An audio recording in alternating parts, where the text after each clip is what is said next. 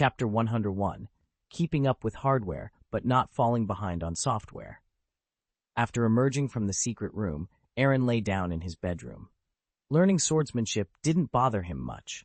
Although close combat for a mage isn't ideal and often considered unconventional, it isn't entirely useless. After all, a mage who can only attack from a distance would be in trouble if someone got too close. However, Aaron had no interest in other weapons, like the meteor hammer in the armory. As a 12-year-old, he couldn't handle such a thing. The bow and arrow, while a means of long-range attack, had a range of less than 200 meters. In the time it would take an enemy to cover that distance, he could cast dozens of spells. But this was a family rule, passed down for countless generations. Even if he wanted to refuse, he couldn't find a way to do so. It's annoying. Aaron rubbed his forehead. Might as well train. I'm idle during the holidays anyway, so I should pass the time. But before that, he had other things to attend to. System, open the personal panel. I've worked hard for an entire school year. It's time for the harvest. Okay. Magic energy, 3rd through 7 and 2, senior magician, barely capable of being alone, but still insignificant. Talent, rare in 100 years. Can be improved. Magic power increases by 2 points every day. Items, Moon Drop, can remove any negative spells. Resurrection Potion, can revive any creature that died within an hour. Invisibility Potion, half left. Please save some. Magic points. Aaron took a deep breath. Seeing the magic points up to 3191, he couldn't help feeling overwhelmed. But if you open it, you have to look like it's open. Add some. Increase the mana to 3,000 for me. Today is a good day to be promoted to a mage. The next moment, Aaron's mana began to soar rapidly. He could clearly feel himself getting stronger. Not physically, but mentally. It was as if a cistern that had never been full was suddenly filled with water. When breaking through that limit, his magic power almost spewed out uncontrollably, and it took a long time to suppress it. This was the consequence of rapid improvement. Wizards usually enhance their strength step by step, letting nature take its course. His improvement had nearly doubled in one fell swoop, so it was inevitable that he couldn't adapt immediately. Aaron tried to shake his palm, but it didn't feel any different. But this was just an appearance. Feeling the magic energy contained in his body, he sensed that the power of his spells was more than twice as strong as before. He wished to test it out immediately. The evaluation on the personal panel also changed from barely capable of being alone to capable of being alone, which made him even more excited. After becoming a mage, he finally shed the label of still insignificant. The average adult wizard might not be his opponent anymore, and he barely had the strength to protect himself. The cost was high, though. Half of his magic points were consumed, leaving only 1563 points, but it was all worth it. Abe flew over in a daze, looking at his master with a strange expression, then threw himself on Aaron, showing off his cuteness. I haven't forgotten about you. Aaron took Abe off his body, amused. Don't worry, as long as I have food, you'll have a bowl to brush. Immediately afterward, Aaron invested another sum of magic points to help Abe complete the second evolution. It didn't improve as much at once, so it didn't have any indigestion reaction. But the feeling of fullness made the young dragon quite satisfied, and it flew around the bedroom happily. Aaron also excitedly opened Abe's panel. At the level of a senior magician, it was time to awaken new talents. Race, Dran awakened. Magic energy, 1000, increases a little every day with unlimited potential. Seeing the words Dragon's Breath, Aaron laughed with satisfaction. Today his wish had been fulfilled. A dragon that could breathe fire was a real dragon. Come down, change yourself, and let me see. It's time for you to grow in size too, Aaron said, falling onto the bed and scratching his head. He turned around, looked at the bedroom space, and then jumped to the middle of the floor. A white magic circle covered the area. After a flash of white light, a white sacred dragon, 3 meters tall and 2 meters long, not counting the wings, appeared in front of Aaron. Aaron gasped in surprise, quite satisfied with the dragon's mighty appearance. Abe's limbs had become stronger and his claws sharper. Just standing there, Aaron could feel the powerful force hidden beneath Abe's exterior. He estimated that a single paw could make a big hole in the floor. The space on Abe's back was definitely enough for a person to sit on. Aaron thought he wouldn't need a magic carpet for traveling in the future. Abe's speed was much faster. However, riding a dragon would require keeping a low profile to avoid unwanted attention. Good, very good, quite good, Aaron praised. Abe proudly raised his dragon head, but before he could show off, Aaron slapped him hard on the leg. You've only evolved twice, and you're already so proud. How dare you point your nostrils at me? How courageous you are! Aaron scolded. Abe was a little dazed and felt aggrieved. After hesitating for a moment, he began to shrink his body until his head was lower than Aaron's. That's better, Aaron said, giving Abe a human hug. He then touched his chin and muttered, Didn't you awaken the ability to breathe fire? Or... Before he could finish speaking, Aaron felt the temperature in the room rise. He realized that a crimson flame had appeared in Abe's throat. Oh no, I didn't mean for you to try it here, Aaron exclaimed. Abe hurriedly closed his mouth and swallowed the flame abruptly. When he opened his mouth again, he spewed out a mouthful of black smoke mixed with sparks. Aaron rolled his eyes, finally understanding why the wizarding world didn't allow private dragons. The danger was too great. Only someone like Hagrid could be so carefree about it. Be careful. If the bedroom catches fire, we'll have to find another place to sleep tonight. Let's find a suitable place to test your fire breathing tomorrow. And in the future, don't breathe fire without my permission, understand?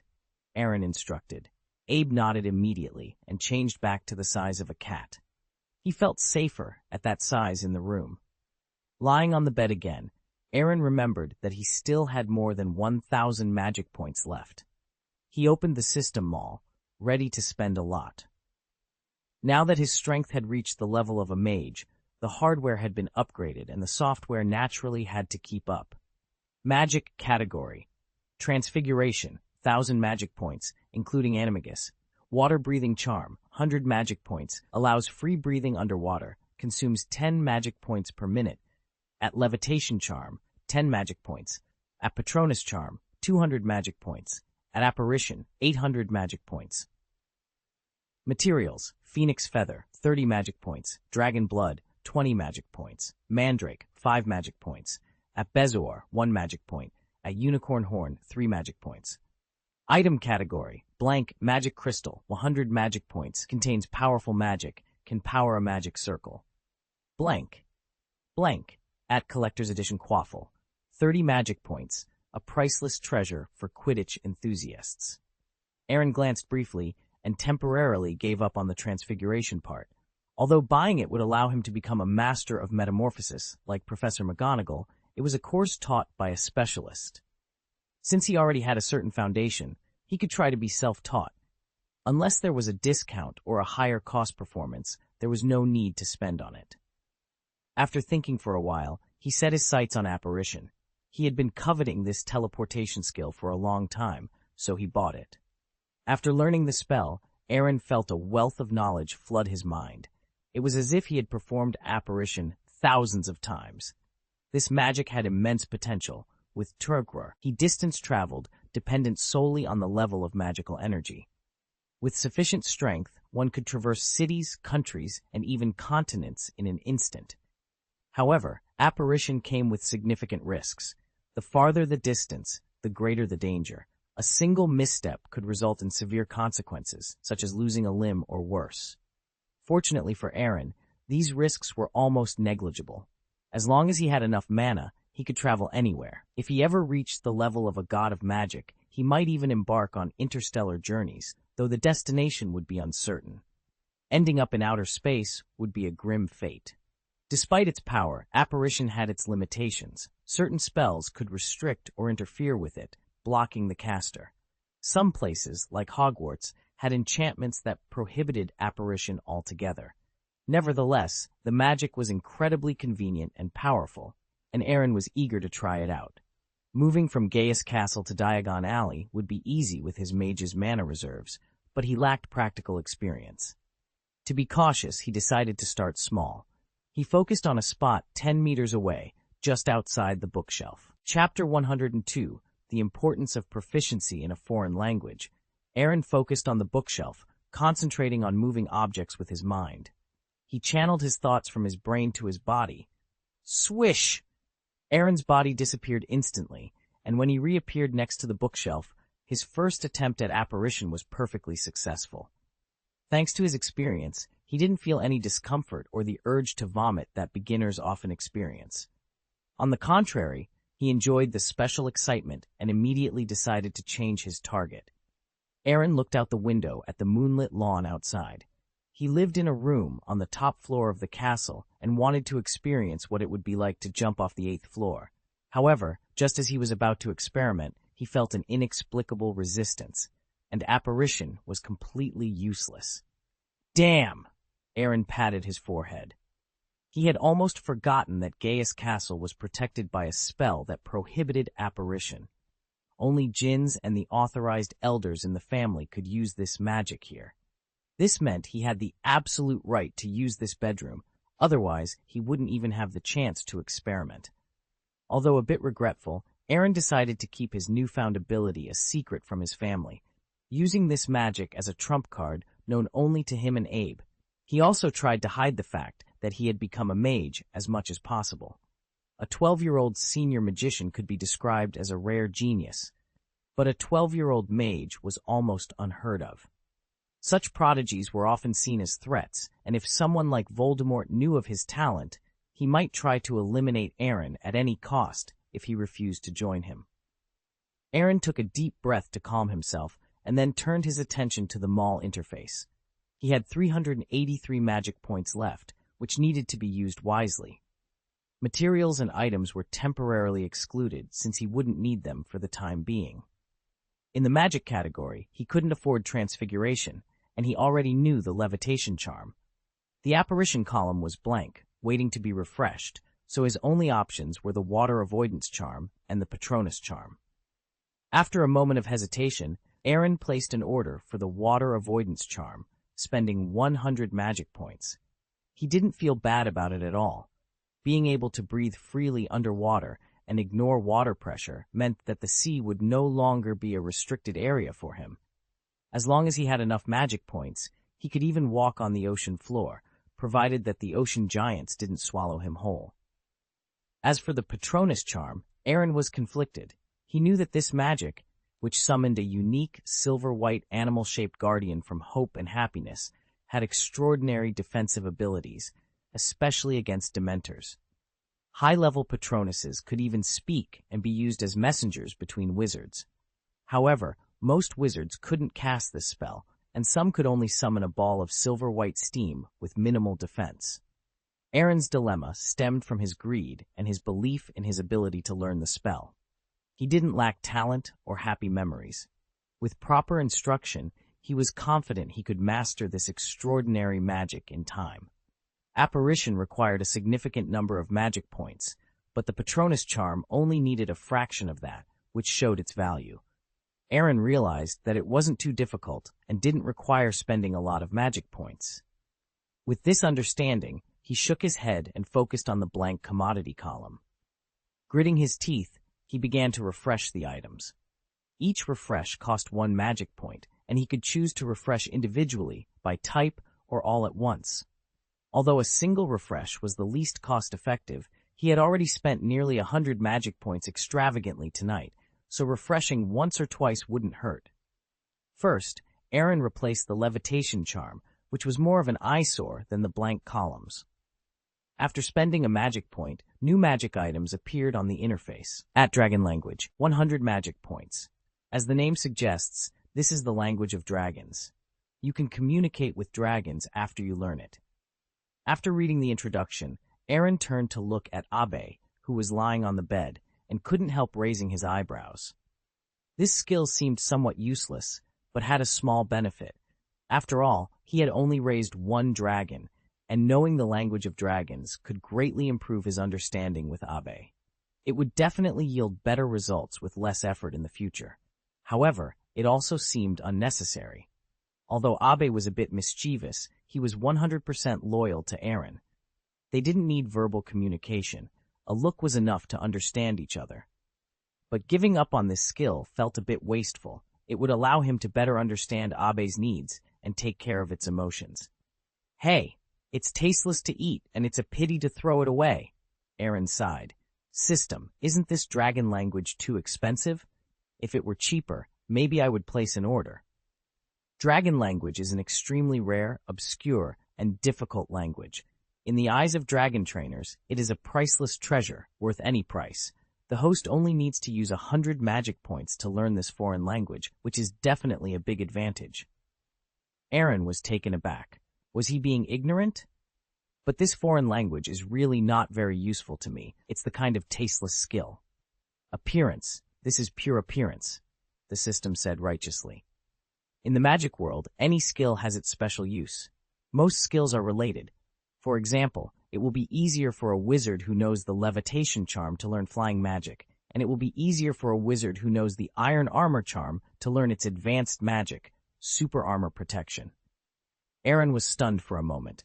The explanation was logical and perfect, but he couldn't think of other uses for dragon language. Communication is not control. If he encountered a tyrannical and dangerous fire dragon, like the Hungarian horntail, even if he begged it not to kill him, it might not show mercy. At most, it might control its fire breath, so he wouldn't die too painfully. So, besides communication, what are the benefits of this foreign language? I understand that everything in the mall is a one-off sale, there is no after-sales service, and the goods cannot be returned. But since it appears in the product column, you are obliged to explain it clearly to me, the host of the system. After all, 100 magic points is not a small amount. If I don't sign in at Hogwarts, I have to save up for a vacation to accumulate that many points. The system paused for a moment before explaining, this is the only time, not the next one. This time, it is also to explain to the host the fairness and rationality of the system mall. If you have any questions in the future, you need to pay a consulting fee of 1 magic point. Of course, that's what it should be, Aaron said solemnly, but secretly complained in his heart. What a profiteer, an absolute profiteer. No profiteering, no business, no respect for consumers at all. Bad reviews. The Patronus charm can summon. Most Patronus charms are ordinary animals, and only a very small number of wizards can summon magical creatures as their Patronus. It is conceivable that the power of a special Patronus would be even stronger. If the host learns the dragon language, then they will have the ability to summon a dragon Patronus. Aaron couldn't help but gasp, feeling a surge of excitement. The idea of being the guardian of dragons was thrilling to think about. There are also animagus transformations, the system continued.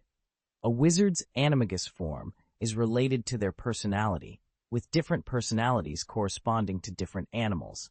However, these are usually ordinary animals. Transforming into a magical creature carries significant risks.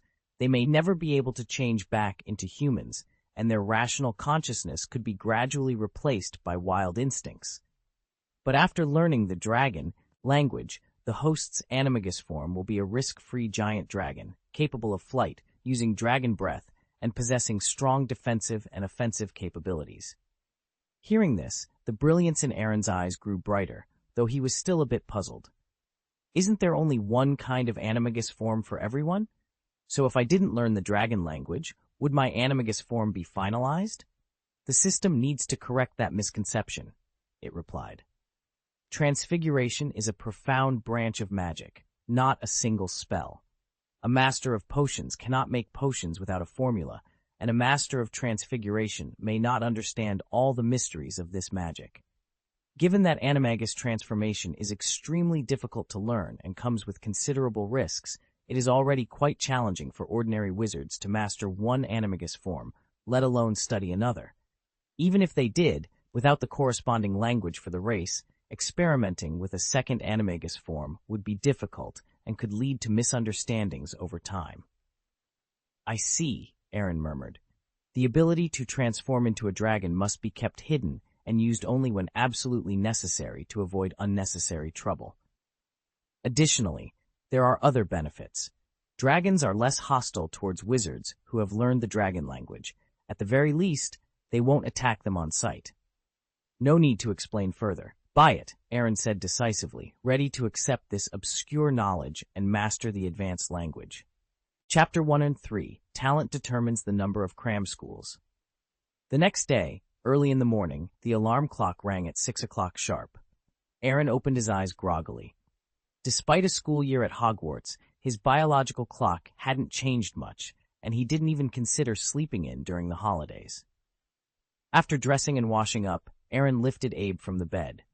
The dragon cub was still dozing, making obscure sounds that were, to Aaron, as clear as normal speech. The next moment, Abe opened his eyes, yawned, and stretched.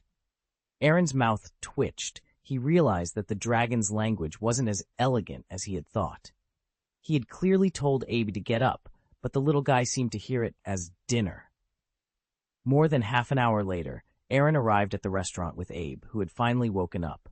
Jins placed a standard breakfast in front of Aaron and then gave Abe a meaningful smile. He pulled a red apple from his pocket and handed it to the dragon cub. "This is yours, save it." Abe hugged the apple but looked longingly at the bacon, eggs, bread, and sausages on Aaron's plate. He let out a pitiful whine.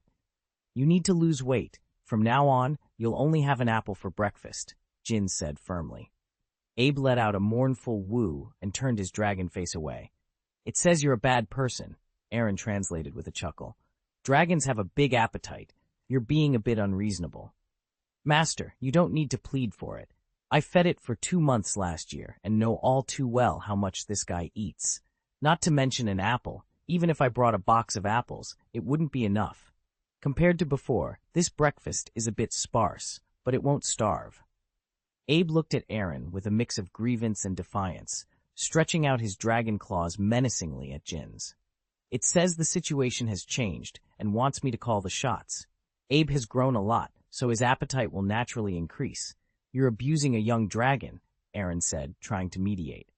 Jins raised an eyebrow and asked skeptically, "Master, can you understand what it's saying?" "Well, that's right. I accidentally learned a foreign language in the restricted section of Hogwarts," Aaron replied casually, not intending to hide his ability. On one hand, Jins had watched him grow up and was his most trusted elder. On the other hand, the vacation lasted for more than 2 months, and Jins was in charge of his basic necessities, food, housing, and transportation. Additionally, he served as Aaron's melee teacher, so they would see each other daily, making it hard to keep secrets. Dragon language? Jins became interested, but soon looked at Aaron suspiciously. In the magical world, some talented wizards could communicate with certain animals, but it was always innate. Learning an animal language on one's own was unheard of, especially at Hogwarts, which didn't teach such things. "Master, if you don't want to tell the truth, you don't have to, but there's no need to lie to me." "Where did I lie to you? You know me. I've always been an honest boy," Aaron said, trying to sound sincere. Jin smiled without saying a word, his eyes full of amusement. "Honest? My God, don't insult those words." He had lived for decades and had never met a child more difficult to deal with than his young master. Aaron even had the ability to lie with a straight face. But in a sense, this wasn't a bad thing. Aaron was the sole heir of the Gaius family and would inevitably have to deal with various people in the future, so tact was essential. Aaron felt a bit embarrassed under Jin's scrutinizing gaze and smiled awkwardly. Okay, I was wrong. I don't want to say, all right? Master, you have to understand that your subordinates are not interested in knowing your secrets, but I also hope that you will try not to worry us." "Got it," Aaron pouted. "By the way, where are my parents? It's time to eat, aren't they coming?" "Are they still coming?" Aaron asked. Jins hesitated for a moment before responding with a wry smile. "Master and Madam had to catch a train. They left around 5 o'clock. If nothing changes, the only way to communicate with them until you start school is by letter." Aaron sighed. "I knew it. They're always busy. I should have expected this." Jin shrugged, accustomed to such complaints. "Master, before the Patriarch left, he specifically emphasized that I should teach you well. So, when do you want to start training?" Aaron thought for a moment, then raised his eyebrows with a mischievous smile. "Since they're not here, let's just forget about it. God knows, Earth knows, you know me. Being lazy won't hurt anyone." "No, absolutely not," Jin said firmly, his expression serious. "This is the order of the Patriarch. Don't make things difficult for me." "All right, then let's start tonight. You know, during the day I have to shop in Diagon Alley. I don't have that much time." "I'm very sorry, but that won't work either," Jins replied apologetically. Why not? Isn't 2 or 3 hours a day enough to learn swordsmanship? Aaron asked, sensing that Jins was hiding something. Jins hesitated before speaking. Master, the problem is that you have to learn more than just swordsmanship. Your free time might be a bit tighter this holiday season. Aaron froze for a moment, bewildered. What's going on? Other people's vacations are for eating well, sleeping well, and playing well. Why do I have a bunch of cram schools? Janice, Aaron took a deep breath. Tell me honestly, what is the mission indicator that Vico gave you? This, Jins hesitated. I order you to tell me, Aaron insisted. Yes, master. Jins nodded and took out 2 keys from his pocket, 1 silver and 1 light gray. The silver key opens the arsenal for combat training. The light gray key opens many secret rooms, depending on your interests. The Patriarch believes that nothing can be achieved without effort. Besides necessary melee skills, you need to learn at least 3 additional skills. These are all useful. Ha! Hey! Aaron shook his head, a look of despair on his face. No wonder they left in such a hurry. It's not because they're busy. They're probably too embarrassed to see me. Am I really their child? What kind of parents enroll their 12-year-old in 4 cram schools? It's too much. I want to find my grandfather and demand justice. Prepare paper and pen for me. I need to write to the old man about this unfair life. It's useless to find the old patriarch. He won't help you in this matter, Jin said. Aaron slapped the table hard, causing Abe to tense up and glare at Jins. The master and servant were united in their demand for an explanation. Jins wiped the cold sweat from his forehead. The young master rarely got angry, but when he did, it was serious. As a housekeeper, Jins had limited decision-making power compared to Aaron. It's a family rule. After becoming an advanced magician, you need to have certain melee abilities. You don't have to be able to take on 10 people at once, but at least 5. Really? Aaron asked skeptically. Does that mean my dad can take on 5 people at once? No, the highest record of the Patriarch is taking on 12 people at once, Jins replied. Aaron was taken aback. Really? Vico is that powerful? I never noticed. It's true. Every generation of the Gaius family's heirs has strong melee combat abilities, and the Patriarch is no exception. Did my grandfather enroll him in so many training sessions too? Aaron asked, still in disbelief. Cram schools? Aaron asked, his curiosity piqued. No, you only have the opportunity to become a senior magician before the age of 12, Jins explained, biting the bullet. The Patriarch's talent is slightly inferior, so you only need to learn swordsmanship at a certain age. Aaron's mouth opened in surprise, and he couldn't help but swallow hard. No wonder Vico had said that his life would be relatively easy. If he had good talent, he would have to attend cram school. Thinking of this, Aaron touched the ring he was wearing with a sense of guilt. Jins, a 12-year-old senior magician, needs to learn at least 4 skills. So what if, just hypothetically, someone reaches the level of a wizard before the age of 12? How many people have done that in the history of our family, and how are they arranged? I don't know the specifics, Jins admitted, but there is one who is relatively famous. The Patriarch mentioned him last night. More than 700 years ago, he was said to be proficient in at least 12 kinds of skills by the age of 20. At that time, several renowned experts in their fields even wanted to become his disciples, but he rejected them all. That's truly amazing, Aaron said with a half-smile, though he secretly made a decision in his heart. His true strength must never be exposed.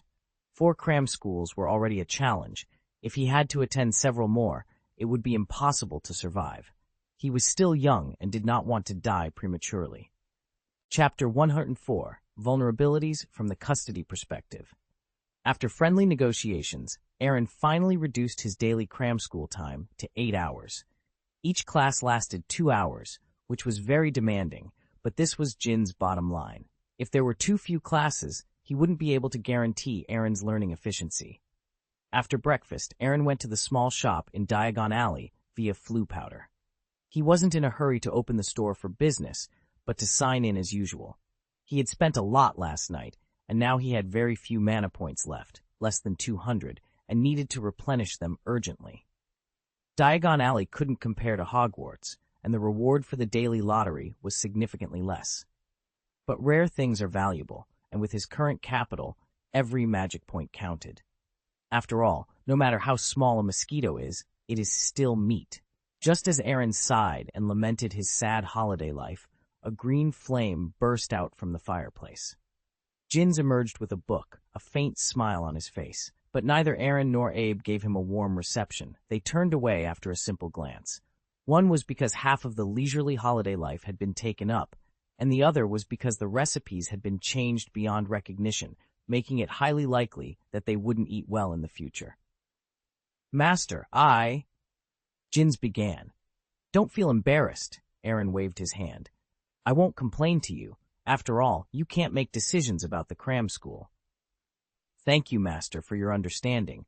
Jins breathed a sigh of relief and immediately placed the book in front of Aaron. "This is the weapon illustration from the secret room. Among them, there are 173 long swords, 56 short swords, 27 knives, 40 daggers, 30 sets of bows and arrows, 20 hammers, 15 guns, 10 axes, and 5 sets of armor." Wait, Aaron interrupted him, exasperated. "You don't need to say all that. I'll look at it myself." "My lord, I'm just giving a brief introduction. These are magic weapons, and their first masters were more or less famous in history. Each one is a legend. Knowing the origin of these weapons might stimulate your interest in learning, and then you'll get twice the result with half the effort." "Cut it out! I have enough to learn, and don't want to add another history class." "Okay, then young master, take your time, but it's best to choose one before going back, to save some study time." Aaron laughed angrily and gave Jins a thumbs up. "There are really not many dedicated teachers like you nowadays." "Thank you for the compliment." "Was I complimenting you?" Jins smiled and said nothing. As long as he wasn't embarrassed, it was someone else who would be. Aaron knew that the butler was a master at pretending to be confused, so he opened the shop after giving him a blank look and started today's work. The material clerk had prepared everything last night. As the boss, his job was simple. According to the needs and preferences of customers, just sell the goods and collect money. In fact, this kind of thing didn't need to be done by the boss himself. A shop assistant could handle it and still earn money. But Aaron liked to stay at the counter in the past few years. Firstly, as a boss, he could have a sense of participation, and secondly, it was also a pleasure to deal with various customers every day. But today, he lacked interest. After sitting for less than an hour, he handed over the job to Jins with a resentful expression and took Abe to go shopping outside. In this regard, Jins sighed and expressed his special understanding. After all, there were 8 hours of classes waiting for Aaron in the afternoon. If he could still maintain the same mood as before, there would be a real problem. There's nothing wrong with trying to relax as much as you can before classes start. As for whether Aaron would complain about life because of this, or even give up on himself, Jins was not worried at all. He had watched his young master grow up, and his ability to adapt was not ordinary. It was just 4 sub-G CTS, which were manageable. Aaron's life was anything but ordinary, filled with the seasoning of a genius's journey. Even if Aaron were to stray off course, the 2 bodyguards assigned to protect him would never turn a blind eye, ensuring his safety at all times. His housekeeper and uncle were also dedicated to guiding him, providing professional teaching and enlightenment. While Aaron's vacation might not be easy, it certainly came without psychological pressure. With multiple layers of security, it was foolproof. However, Aaron's ambitions were far greater than anyone anticipated. Once he left the shop and confirmed he was out of Jins's sight, his demeanor changed. He stretched calmly and began to walk confidently. He greeted some old neighbors, informing them that the young master was on vacation. During his stroll, he bought 2 boxes of ice cream from Florin Cold Drink Shop for Ab, read a storybook at Leon Bookstore, and ordered 2 sets of larger wizard robes from Mrs. Malkin. More than 2 hours later, Aaron arrived at Ollivander's wand shop.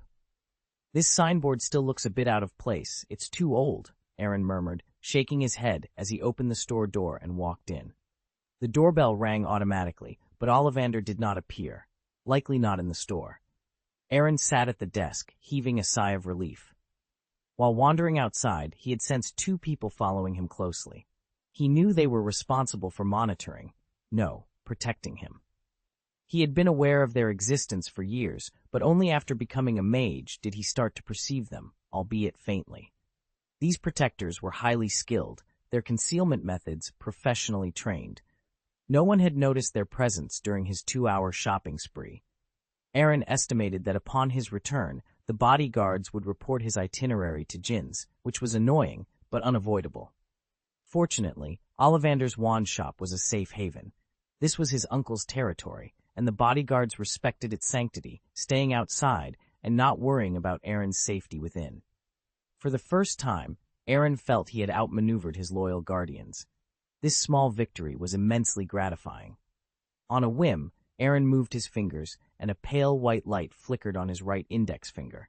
He had learned to cast spells without a wand long ago, but rarely used this technique, as a wand was much more convenient. However, Vico's words from the previous night lingered in his mind. The wand was a magical tool, but true power lay in the wizard's magic energy. While weapons were important, they were ultimately external objects. Aaron decided to use his vacation to challenge himself further, aiming to achieve the ability to cast spells without a wand. This task was daunting, akin to fighting a fully armed version of himself while barehanded. Yet he knew that mastering this skill would make him a truly powerful wizard. Before wands were invented, wizards who reached the pinnacle without any external aids were considered peerless geniuses, 1 in a million. The geniuses of that era were on a different level compared to today's. Given a wand, they would dominate their peers and even triumph in battles against stronger opponents. Aaron was self-aware, understanding the magnitude of his ambition. It would take a lot of time for him to reach this point. But who let him hang up? It should always be fewer detours. As if responding to this thought, all the drawers on the store shelves began to vibrate slightly. Thousands of magic wands seemed to be strongly attracted, eager to fly out. Only then did Aaron notice that the white light on his finger hadn't dissipated. This unconscious act of emitting magical energy was like a signal from a wizard picking out a wand for the first time. I need a wand.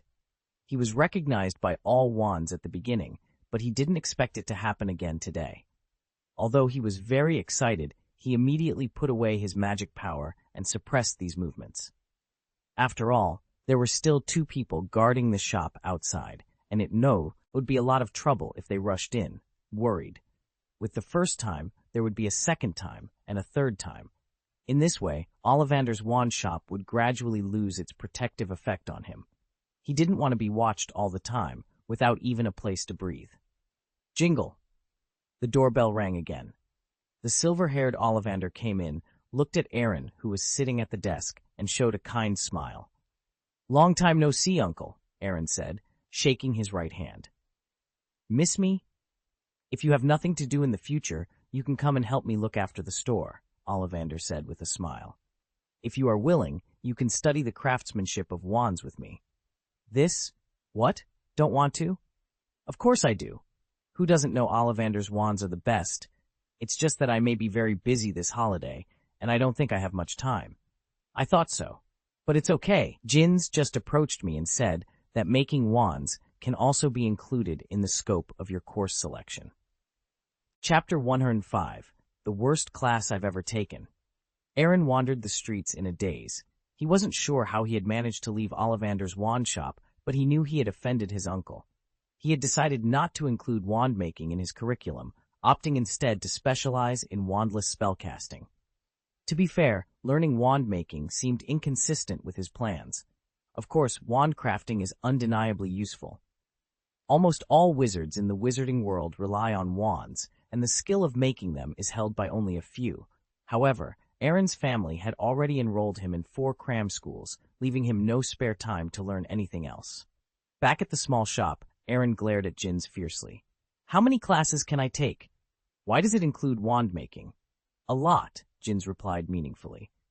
"The specifics include various languages, living skills, fighting styles, professional skills, and so on. From the establishment of the Gaius family to the present, each generation of patriarchs has left options for the next generation. Inherited for thousands of years, there are only things you can't think of, young master, and nothing the family can't teach." "Ha!" Aaron shook his head speechlessly, then looked at Jins suspiciously. Are you sure you can teach all these subjects? Of course not, Jins laughed. Master, you think too highly of me. I know less than 1/10 of it.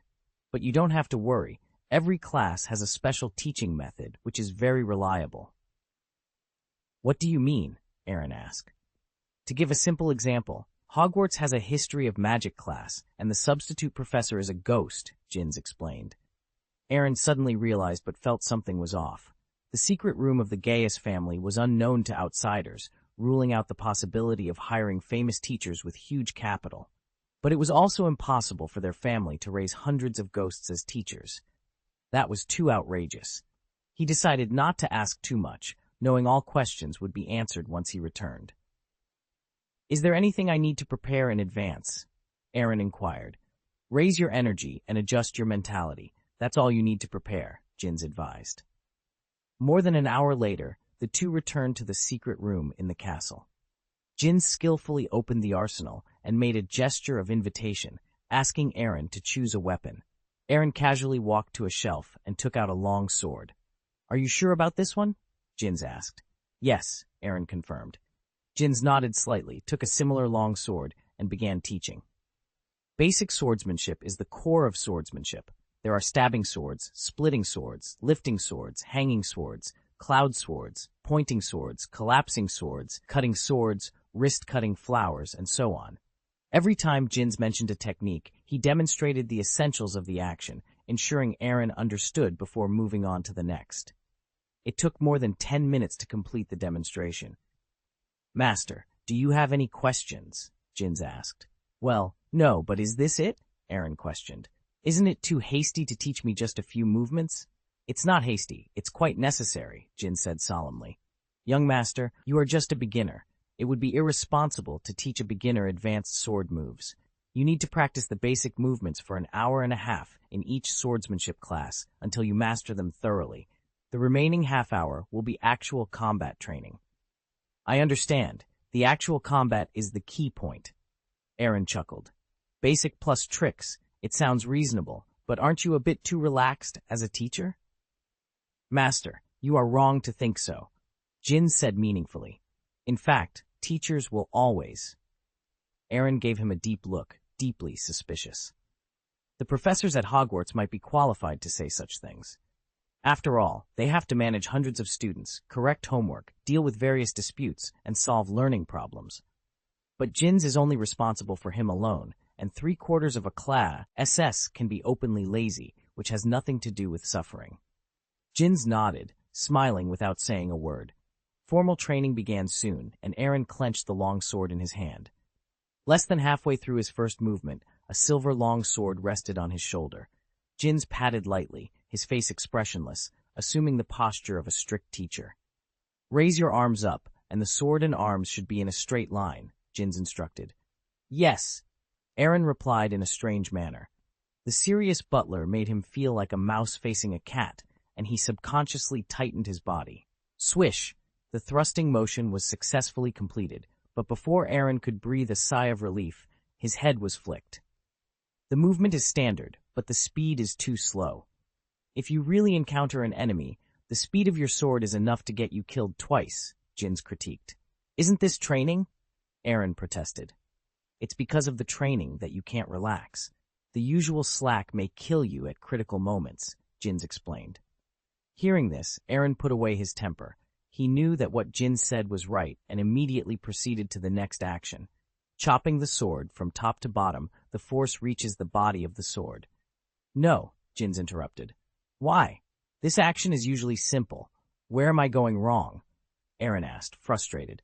You're using too much force? It couldn't stop at all. Young master, what you are practicing now is skill, not strength. It is best to set a standard for yourself. Only when you can stop at will can you be considered qualified, Jins explained. Aaron opened his mouth, speechless. Unsurprisingly, the action of swinging the sword was interrupted again. The control is too deliberate, and the bells and whistles don't make any sense, Jins continued. You have to be steady. I don't even need a dagger, and I can take your weapon away in minutes. After the last movement, Aaron was out of breath, and there was a layer of sweat on his forehead. With less than 10 movements, he practiced for more than 20 minutes. During this period, his arms were hit 4 times, his thighs 5 times, and he suffered 3 head flicks. In the 12 years of his life, he felt that life was difficult for the first time. He seriously suspected that jinns did it on purpose, and there was ample evidence. In the first class, teachers like to give students a tough start, just like Professor McGonagall used Animagus to establish her dignity as a teacher in the first class. Jinns was holding a small notebook and kept writing something. After a long time, he sighed. "I have to say, Master, you are really the worst student I have ever taught," Jinn said. Aaron felt as if his heart had been stabbed severely, and it hurt so much. "It's too much. Don't think I don't know. Every teacher likes to say this sentence," Aaron retorted. "That's true," Jinns nodded. "But apart from you, I have only taught the Patriarch. In other words, I do have a right to say such things." Aaron froze for a moment, and a wry smile appeared on the corner of his mouth. To be able to speak of the worst student so confidently after only teaching 2 students, this face can be regarded as well cultivated. But why not put it another way? It's so nice to be ranked second among the students I've taught. "Wait, you mean my dad's swordsmanship talent is stronger than mine?" Aaron asked. "It's natural. The Patriarch's talent is at least twice as strong as yours," Jinns replied. "How did you figure it out?" Aaron looked at the small notebook in Jinns' hand, thoughtfully. "Could it be that there is a calculation formula?" "No, but he did it in 10 minutes the first time," Jinns said. "Then how many hits did he take?" Aaron inquired. 17 times, Jinns answered. "If I remember correctly," Aaron muttered. Aaron sighed internally. This logic is not reliable at all, he thought. "Master, time is precious. You can't be lazy in front of me. So don't just stand there," Jinns admonished. Aaron rolled his eyes but continued his sword training. Sure enough, after he dismounted his horse, Mr. Jinns became a lot kinder. Although Aaron's movements were still not quite up to standard, at least he didn't suffer from brain collapse. A set of standard movements took less than half of the original time. To be exact, the training time was reduced by more than half. Jinns was also conscientious. He paid close attention to every movement Aaron made. If it was standard, he would give encouraging looks. If it wasn't, he would offer suggestions for improvement. An hour and a half later, Jinns put away his small notebook and breathed a sigh of relief. According to the training effect, it is entirely possible for you, young master, to master these basic movements within a week.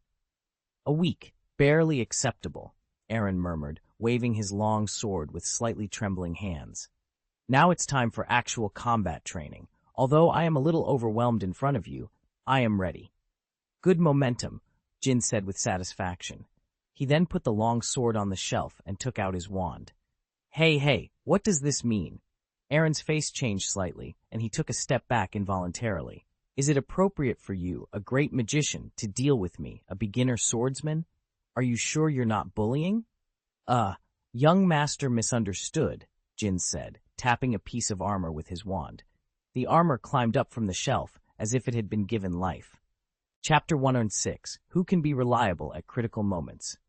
Aaron looked at the silver armor standing before him, his mouth agape in surprise. Seeing Aaron's astonished expression, Jinns said lightly, "I know a little bit about transfiguration." This is incredible," Aaron stammered. "To avoid suspicion, this will be your next opponent, young master. This armor doesn't recognize faces, meaning it won't show any mercy," Jinns explained. Aaron's face changed slightly, and his hand holding the sword began to tremble. "Is it really suitable for a beginner to face such a challenge? Shouldn't I master some basic skills first, before facing an opponent like this?" "Master, don't worry. Its attack skills are average, and its movements are not as flexible as a real person's. So it's not that difficult to beat it," Jinns reassured him. "That's not the point. The important thing is that if I'm not careful, I could get seriously injured. Haven't you considered that?" Aaron retorted. Jinns raised an eyebrow. "This armor has no weapons in its hands." "But it's enchanted armor. Its fists are probably as dangerous as swords," Aaron exclaimed. "Can't you dodge its attacks?" Jinns asked calmly. "What if I can't?" Aaron's voice wavered. "You won't have to worry. I have confidence in you, young master. Besides, even if something happens, we have high-quality healing potions in the treasury that can help you recover quickly, Jin said confidently. Aaron clapped his hands sarcastically. I give full marks to this arrangement. This must be my father's idea. He really has the heart to put me through this. The patriarch has good intentions, Jin explained with a smile. Master, you are the next successor of Gaius, and you became a senior magician before the age of 12. This is a significant milestone. Since you have crossed this threshold, you will have to bear more responsibilities than others in the future. This is a rule set by the first patriarch. I don't know all the details, but the patriarch will tell you eventually. For 3 generations, only you, young master, have met this condition. You are the hope of Gaius for 100 years. Because of this, your training must be strict. Hearing this, Aaron froze for a moment and frowned. He had been trying his best to hide his talents, but it seemed he hadn't hidden them well enough. Now he was burdened with expectations he hadn't anticipated. Although he didn't know the specifics, he understood that he couldn't escape this responsibility. This was an ancestral system, and he couldn't defy thousands of years of tradition. The family's century-old hope was not an easy title to bear. Tell me, how much do you know about this ancestral system? Aaron asked. I know a little, Jin replied. Tell me? Aaron insisted. Jin shook his head. It's not time for you to know, Aaron sneered. You are the housekeeper, and I am the young master. You should be clear about that. Master, don't embarrass me, Jin said with a wry smile. I made a contract. Unless you advance to the level of a mage, I have to keep the secrets I know. Aaron rolled his eyes helplessly, feeling speechless. Jin's was so tight-lipped. Unless Aaron revealed his true strength now, he could only suppress his curiosity. But could he expose himself? Absolutely not.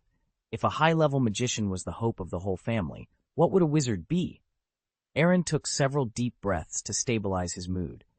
I won't ask questions that shouldn't be asked in the future. It's not because I understand you, but because I know it's useless to ask. Jin nodded seriously. As long as you understand, it saves me the need to explain. But isn't it too harsh to face this for the first time in my training? Aaron asked. The more you suffer now, the less you will suffer in the future, Jin said solemnly. People who are not injured don't know pain. Being beaten is a lesson that must be experienced in life. Remembering this feeling is much more effective than any other form of training. Simple training, many, Aaron muttered, rolling his eyes. He picked up his sword and armor, moving a few meters away. Come on. Wait a minute. Jin hurriedly cast a spell, adding an iron armor spell to Aaron's body. This is a moderately difficult defensive spell that can greatly reduce the damage you receive. If you want to learn it, young master, I can teach you. Aaron sighed. No need. Swordsmanship is the main course of this holiday. Let's start now. Okay. Jin snapped his fingers, and a stream of light flashed on the armor, empowering it further. In the next second, the silver armor erupted with astonishing speed, its clenched fists slamming down towards Aaron's head. Aaron's pupils shrank, and without hesitation, he jumped back vigorously. Boom! A clear fist mark appeared on the floor, with cobweb-like cracks radiating from it. Aaron swallowed hard. It was indeed magic armor. He might be able to fight a troll if he wore it. After missing its blow, the silver armor didn't stop. It raised its fist to attack again, this time aiming for Aaron's chest. Aaron raised his sword to block, generating several sparks at the collision, but the power of the armor still knocked him back several steps, nearly causing him to drop his sword. Just as he steadied himself, a silver fist appeared in front of his eyes. It was slightly weaker but faster, and a sonic boom could even be heard. My life is over, Aaron thought, closing his eyes in despair. He knew the power of this punch and didn't think his head was harder than the floor. The image of a watermelon falling from a building and shattering flashed in his mind. At that moment, he felt death was so close. However, after a second, he didn't feel any pain. He thought Jin had intervened in time, but when he opened his eyes, a 3-meter-high white dragon stood in front of him, blocking the punch. Ab looked down at the silver armor, exhaling thick white air from his nostrils. Its pupils were full of contempt, mixed with thick anger. Bullying its master in front of it, how dare it hit so hard? It was intolerable. Abe raised his white right paw and slapped hard. The silver armor was instantly torn apart, returning to its pre-transformation appearance. But Abe didn't stop. It slapped down one claw at a time. After a dozen claws, the silver accessories were embedded in the ground.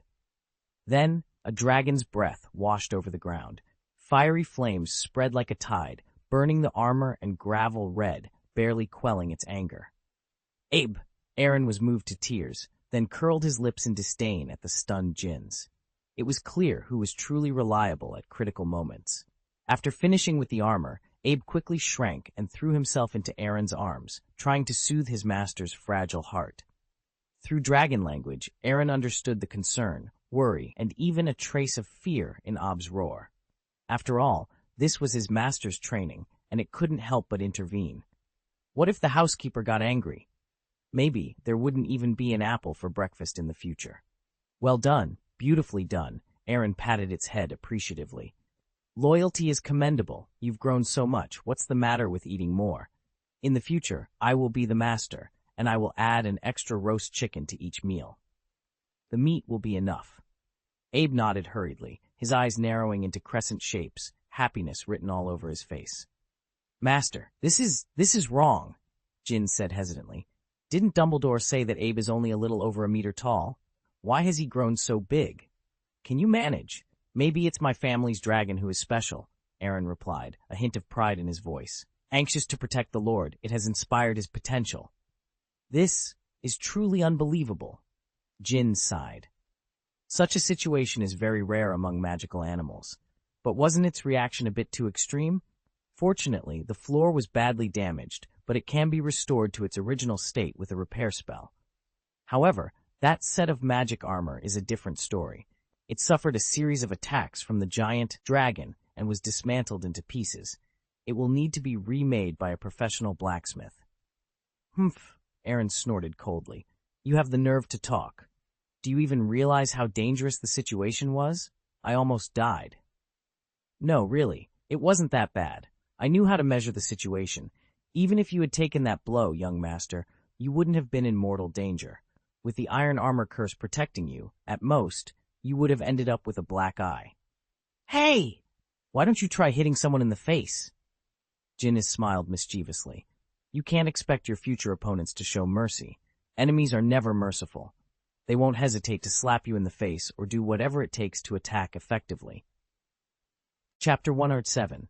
Special skills of armor djinns cast the restoration charm to restore the potholed ground to its original state, then put away the badly damaged silver armor. Master, you can continue.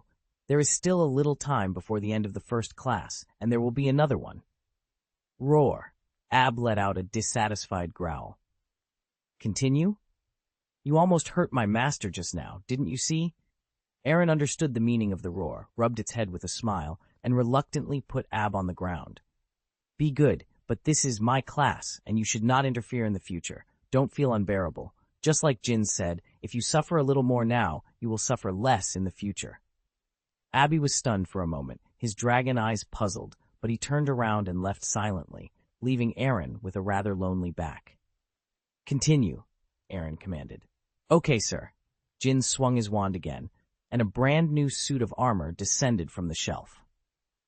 Aaron took a deep breath and took the initiative to attack. He quickly rushed to the front of the armor, making a straight, thrusting motion. The tip of the sword, shining with silver light, pointed towards the breastplate of the armor without hesitation. Since the opponent was not human, he didn't need to consider being merciful. In short, he would win if he hit. The ear-piercing sound, mixed with a few sparks, was exceptionally clear in the secret room. After a moment, Aaron opened his eyes slightly, and the corners of his mouth twitched involuntarily. As expected, his attack was blocked, and he couldn't even draw out his weapon. The armor clasped its palms together, clamping the 2-inch-wide sword, and the tip of the sword stopped a few centimeters in front of the breastplate. Aaron was stunned, and before he could recover, he was kicked heavily in the abdomen, flying out uncontrollably. Ab, who was watching the battle not far away, couldn't hold back any longer, roaring and rushing towards the suit of armor. But within 2 steps, Jin's lifted the entire dragon, its limbs flapping constantly in midair. So the teacher is suffering more than the students. Jins looked at Ab speechlessly. Don't worry, the young master is fine. If something happens, I will definitely be more anxious than you. In addition, you have already ruined a set of armor. If you continue to be so self-willed, even the Gaius family cannot afford your extravagance. Ab snorted softly. Although he was being carried away, he still folded his arms arrogantly and turned his face away in displeasure. Ahem! Aaron got up, clutching his stomach in embarrassment. The effect of the iron armor curse was still very good. He didn't suffer any injuries, but it wasn't an ordinary pain. Jins put Ab on the ground, took out a small notebook, and recorded solemnly. First, the strength is insufficient. The way to improve is to do 100 push-ups every day, and the number will gradually increase. Second, lack of resilience. Improve by increasing actual combat training. Stop, Aaron said, a little unconvinced. I agree with the first one, but the second one. When the weapon is restrained, the young master should draw back, instead of standing there stupidly waiting for the enemy to attack. I admit that what you said makes sense. But is this armor serious? Aaron pointed at the armor with grief and indignation, his fingers trembling unconsciously. Who can tell me, is there any armor that can catch a sword with an empty hand? Ah, this. Didn't you say that the armor's attack skills are average, and its movements are not as flexible as humans? Jins, I'm young, but it doesn't mean I'm ignorant. 90% of people probably can't do this. You'd better give me a perfect explanation, otherwise my fragile heart will be hurt. Jins hesitated for a while, then explained embarrassingly but solemnly. The last set of armor was indeed like this, but this is the second set. It's not too much to upgrade a little bit. Aaron, I give in to you. Sensing the unkind look in his young master's eyes, Jins gave a dry cough and smiled awkwardly. There is a reason for this, young master. It's for your own good. After suffering this loss, you'll be more mindful when fighting in the future. Go ahead, Aaron waved his hand dismissively. Let's hear what other reasons you can come up with. Actually, the patriarch had a similar experience during his training, but he handled it very well. Oh, how did Vico manage it? After the patriarch's weapon was knocked out of his hand, he immediately drew his wand and fired 3 shots in quick succession. The puppet armor was torn apart and the armor disintegrated. At that time, your grandfather praised him highly, saying that the Gaius family had a worthy successor. Is that so? Aaron's mouth twitched, feeling his perception of his father shift. Vico had always seemed approachable, humble, polite, shrewd, and capable, albeit a bit henpecked, but now it appeared he had hidden depths. That's it. Jins spread his hands. Even though it was just training, the opponent was a puppet armor without consciousness. But an enemy is an enemy, and we must never show mercy. As long as you can win, you don't need to follow any rules or worry about appearances. You can be more despicable and shameless than your enemies because you can't afford the consequences of losing. The patriarch understood this during his first training and applied it well in actual combat. To be honest, except for your talent in magic, the patriarch surpasses you in every other aspect. Aaron swallowed hard, taking a moment to process. As expected of my father. But so what? He was 3 years older than me when he first practiced. If his performance wasn't better than mine in 3 years, that would be truly sad. Jins laughed, giving Aaron a thumbs up. The young master sees it clearly. That's not an unreasonable perspective. Humph, I'll remember this. When I get better, I'll arrange for a team of armored soldiers to beat you. I'm waiting for that day, Jins smiled, then glanced at his watch. It's almost time. Let's end today's first class. Phew, Aaron sighed in relief. What about the second class? What am I going to learn? Jins took out a light gray key and placed the second set of armor back on the shelf. There are many options. Swordsmanship is a compulsory course, but you need to choose 3 elective courses yourself, young master. Then tell me what I can choose. Master, please come with me. Jins led Aaron to the end of the armory, where a familiar keyhole slowly emerged on the wall. Impressive, Aaron gritted his teeth. No one would guess there's a secret room hidden within another secret room. To be precise, there are many secret rooms hidden here. Only the blood of the Gaius family and the key can reveal them. Open it. I'm ready. Jins nodded slightly and inserted the light gray key into the lock. The door didn't open immediately, but the walls began to shake. After a while, numerous keyholes appeared on the wall, arranged in more than a dozen rows, totaling at least hundreds. My goodness! Aaron felt a wave of trypophobia. Merlin seemed to be playing a huge joke on him. He had to choose 3 elective courses out of hundreds, which was overwhelming. We don't have to read through all of them, do we? Master, you don't need to worry. There are a total of 197 secret rooms here, ranging from large to small, simple to complex, Jins explained. However, the Patriarch has already ruled out a large part for you. For example, one room connects to a lake where you can learn to fish. The room was filled with an array of gambling equipment, showcasing centuries of tradition. It was a place where one could hone their gambling skills. Aaron, however, was not impressed. Enough, Aaron said, his face darkening. These activities are more suited for retirees, not someone my age. Jins nodded solemnly. You're right. So how many options did he arrange for me? Aaron asked. 30 types, all top-ranked secret rooms. It's a 1 in 10 chance, which makes it more convenient. By the way, the Patriarch specifically mentioned that you have to choose at least 3 types. Less than that won't do, but there's no upper limit. Understood, Aaron replied with a bitter smile. I've never been to these secret rooms. Do you have any recommendations? Yes, of course, Jins said, pointing excitedly at a keyhole numbered 1. This one is my favorite, and it's also the head of the house's favorite, though the wife doesn't like it much. Aaron frowned, thinking for a moment before speaking with a strange expression. This can't be a wine cellar, can it? Exactly. This is one of the family's businesses. Both wizards and muggles appreciate good wine, and the wine from Gaius Winery is highly regarded. Most importantly, it's almost a must for every heir. Aaron chuckled. No way. I'm only 12 years old. Are you encouraging me to drink? Aren't you worried about setting a bad example? Jins looked down, his tone serious. Master, I must disagree. Gaius Winery will be yours in the future. You may not like to drink, but you must know about it. Chapter 108, The Unexpected Teacher.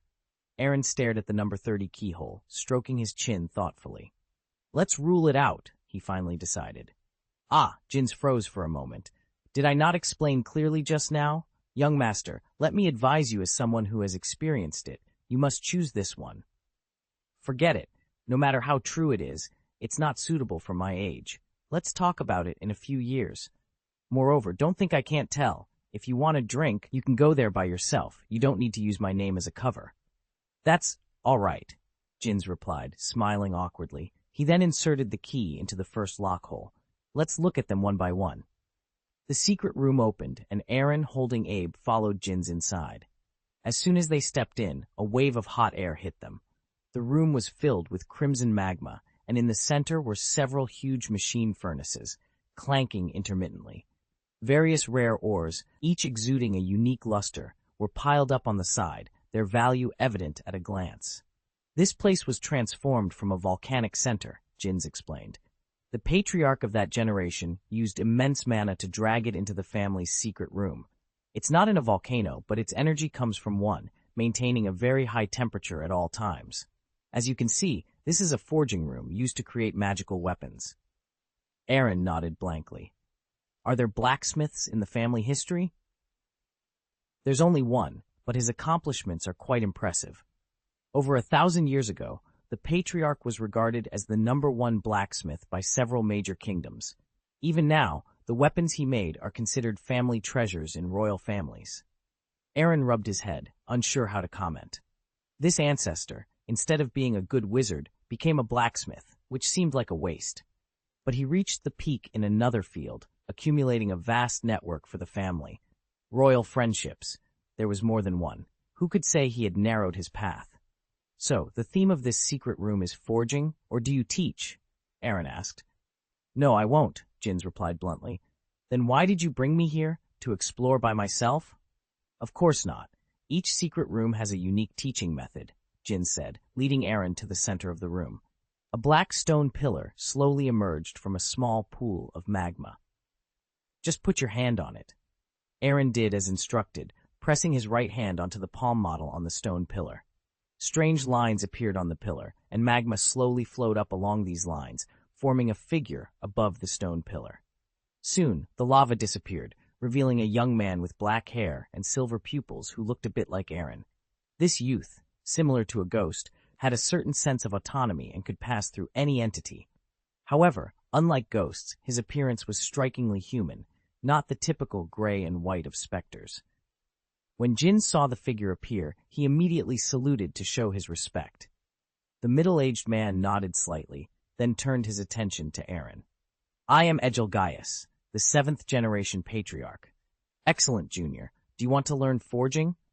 "I can teach you to forge a set of indestructible weapons. You can use them to defeat all enemies. If one day you become the god of magic, perhaps you can use these to kill gods."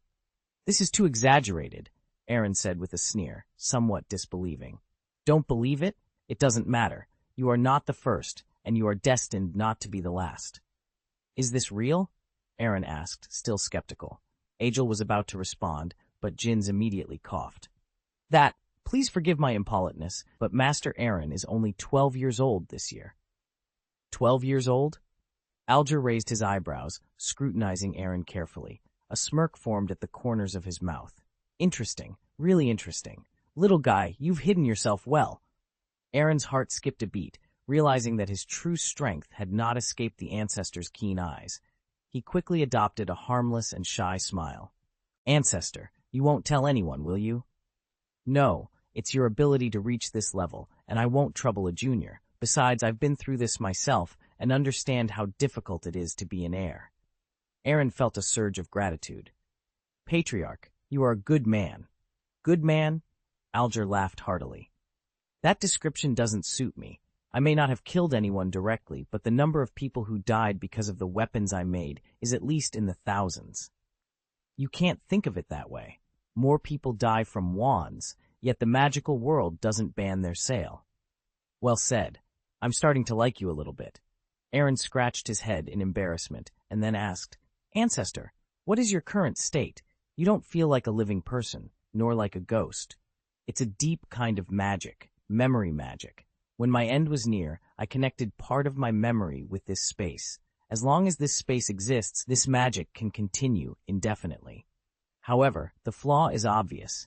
I exist in the form of memory and cannot leave here, so I spend most of my time sleeping. I can use magic in this space, but my strength is only a fraction of what it was in life." "How strong is that?" "Just enough to reach the level of a Grand Magister." Aaron took a deep breath. Even after death, Alger retained the strength of a Grand Magister, implying that he must have been a Holy Magister in life. "Ancestor, can you tell me? Are you sure you want to know now?" Alger smiled meaningfully. "I know what you want to ask, but it's one thing not to know and another to know." Aaron paused, considering the implications, and his expression changed slightly. "Forget it. I'll find out when the time is right." "Smart choice.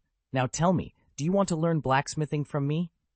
"Well, forget it," Aaron said, embarrassed. "Excuse me?" Alger's tone hardened. "I'll give you another chance to reconsider." "Ancestor, listen to my explanation. Times have changed. No matter how powerful a forged weapon is, it can't match a nuclear bomb. So..." Aaron's voice trailed off as Alger's face darkened visibly. "Junior, you are a wizard and you possess the power of the mysterious side. Muggle technology has its merits, but you should have heard the saying that the end of science is theology. Forging technology is one of the best shortcuts to approach theology." Aaron hesitated, but ultimately shook his head. "Sorry, Ancestor. My plan is to reach the peak without relying on external objects. So I'm sorry." "Another one with ambitions higher than the sky," Alger muttered, crossing his arms. "Let me tell you, you won't regret learning forging. It's a valuable skill." "I really don't have the time," Aaron tactfully refused again. "I thought you were a smart person." Alger shrugged, then turned to Jins. "Tell Vico that his son will be my apprentice from now on. He has to learn, whether he wants to or not." Jins was momentarily startled, giving Aaron an apologetic look before nodding weakly. "Of course." Aaron felt a sense of resignation. This was essentially coercion. "I disagree. It's not fair." "No, it's fair," Alger said calmly. "You pass on my skills, and I'll keep your secret. Is there a problem?" "No," Aaron gritted his teeth. "No problem." "Then what should you call me?" "Ancestor. No, teacher." "That's right." Alger smiled complacently. I know you may be a little unhappy now, but trust me, you'll thank me later for this. Of course, you don't have much time, and you can't learn all my abilities, but how far you can go on this path is still up to you. Aaron nodded, half understanding, then looked at Jins. The first elective course has been decided. Yes, there are still 2 more courses to choose from. Then let's go! Wait, Alger interrupted, stopping the 2 of them. My course can be considered a compulsory one. I think young Aaron wouldn't mind taking an extra course. Aaron clenched his fists, then released them helplessly. It wasn't that he didn't want to protest, but he knew he couldn't win this battle. I don't mind, of course. This is because my ancestors value me. Smart man, Alger said with a pleased smile. He waved his hand, and the door behind the secret room slowly opened. Go on, I'll open the second door for you. Come here to find me for an hour every day. Aaron took a deep breath and walked impatiently towards the next door. Jins looked at Alger, hesitated, and then spoke with some concern. Master Alger, the young master is only a 12-year-old child. I'm afraid he can't bear such pressure. I trust my judgment, Alger replied with a confident smile. This boy is not as simple as you think. If it weren't for this being my memory space, I wouldn't have seen it. But, no buts. With so much on his mind at the age of 12, the Gaius family can consider him a worthy successor. All you have to do is trust him and trust me. Yes, I understand, Jins nodded firmly, then turned and walked towards the second door. Chapter 109, Vomit. As soon as Jins entered the second secret room, he saw Aaron throwing up into a trash can. Abe was also tightly covering his eyes, his white wings trembling as if he had a nightmare. Master, you. Don't talk, Aaron waved his hand weakly. Let me finish vomiting first. Ugh. After a long time, Aaron barely adapted to the environment and stood still, looking at Jins in confusion. The last secret room was for forging, but what about this one? A mortuary, an incinerator, or a specimen library? Jins glanced at the various organ specimens displayed on the wall and the several corpses in the center, raising his brows slightly. This was my mistake. You should have been mentally prepared before coming in, young master. Don't interrupt. Honestly, what the hell is going on here? Just say it straight. The forest is big, and there are all kinds of birds. It's not unacceptable for me to have an evil black wizard in the family. Is there a possibility that this might be an operating room? Heh! Ha ha! Aaron sneered, immediately picking up Abe and carefully removing the 2 dragon claws covering his eyes. What about liars? Can an operating room scare us like this? And Aaron pointed to several specimens, swallowing nervously. The teeth of a vampire, the head of a fire dragon, the wings of a thunderbird, and the one that is still beating at a very low frequency should be the heart of a werewolf. It's not been a day or 2 since I've been in the restricted section of the library at Hogwarts. I know all these things, so you don't have to try to lie to me. But this is indeed an operating room, Jins explained with a wry smile. But it's quite special. The owner of this secret room was very talented and preferred to study certain things, making significant achievements in this area. Even now, the wizarding world enjoys his legacy. Aaron froze for a moment, looking at some things in the room, as if trying to understand something. A genius and a lunatic are only a thought away. He probably offended all races at that time. Young master, you really misunderstood. On the contrary, your ancestor was a guest of all races at that time, and his influence was the highest among the patriarchs of all generations.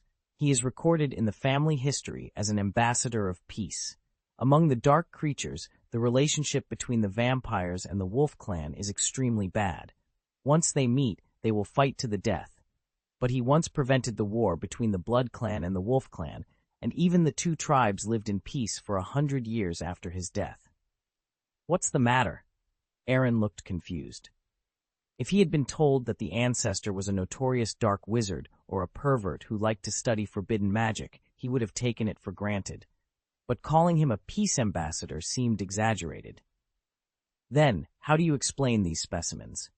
Some were donated voluntarily during his lifetime, some were bought from others, and some were sent over after being beheaded for committing crimes. All in all, the source of each specimen here is reasonable and legal. Even if they are found by their descendants, we can give them a satisfactory explanation. You know, One of the secrets to the longevity of the hidden family is that they don't cause trouble and are not afraid of trouble. When Aaron heard this, the corner of his mouth twitched violently, and even the tension and fear in his heart eased a lot. What was this ancestor doing? A doctor for all races, Jins proudly explained. No matter what race you are, you won't offend a genius doctor who can save lives. Aaron nodded thoughtfully, reluctantly acknowledging this explanation. A doctor with excellent medical skills is respected everywhere. This situation may be slightly different in the magical world that values strength. If it was an ordinary doctor, they would not care about it and would even find a way to control it. When the situation was critical, they would put a magic wand around their necks, and they would be saved if they didn't. If he is a powerful doctor, they will give him a certain degree of respect because when their life is in danger, their survival depends on him.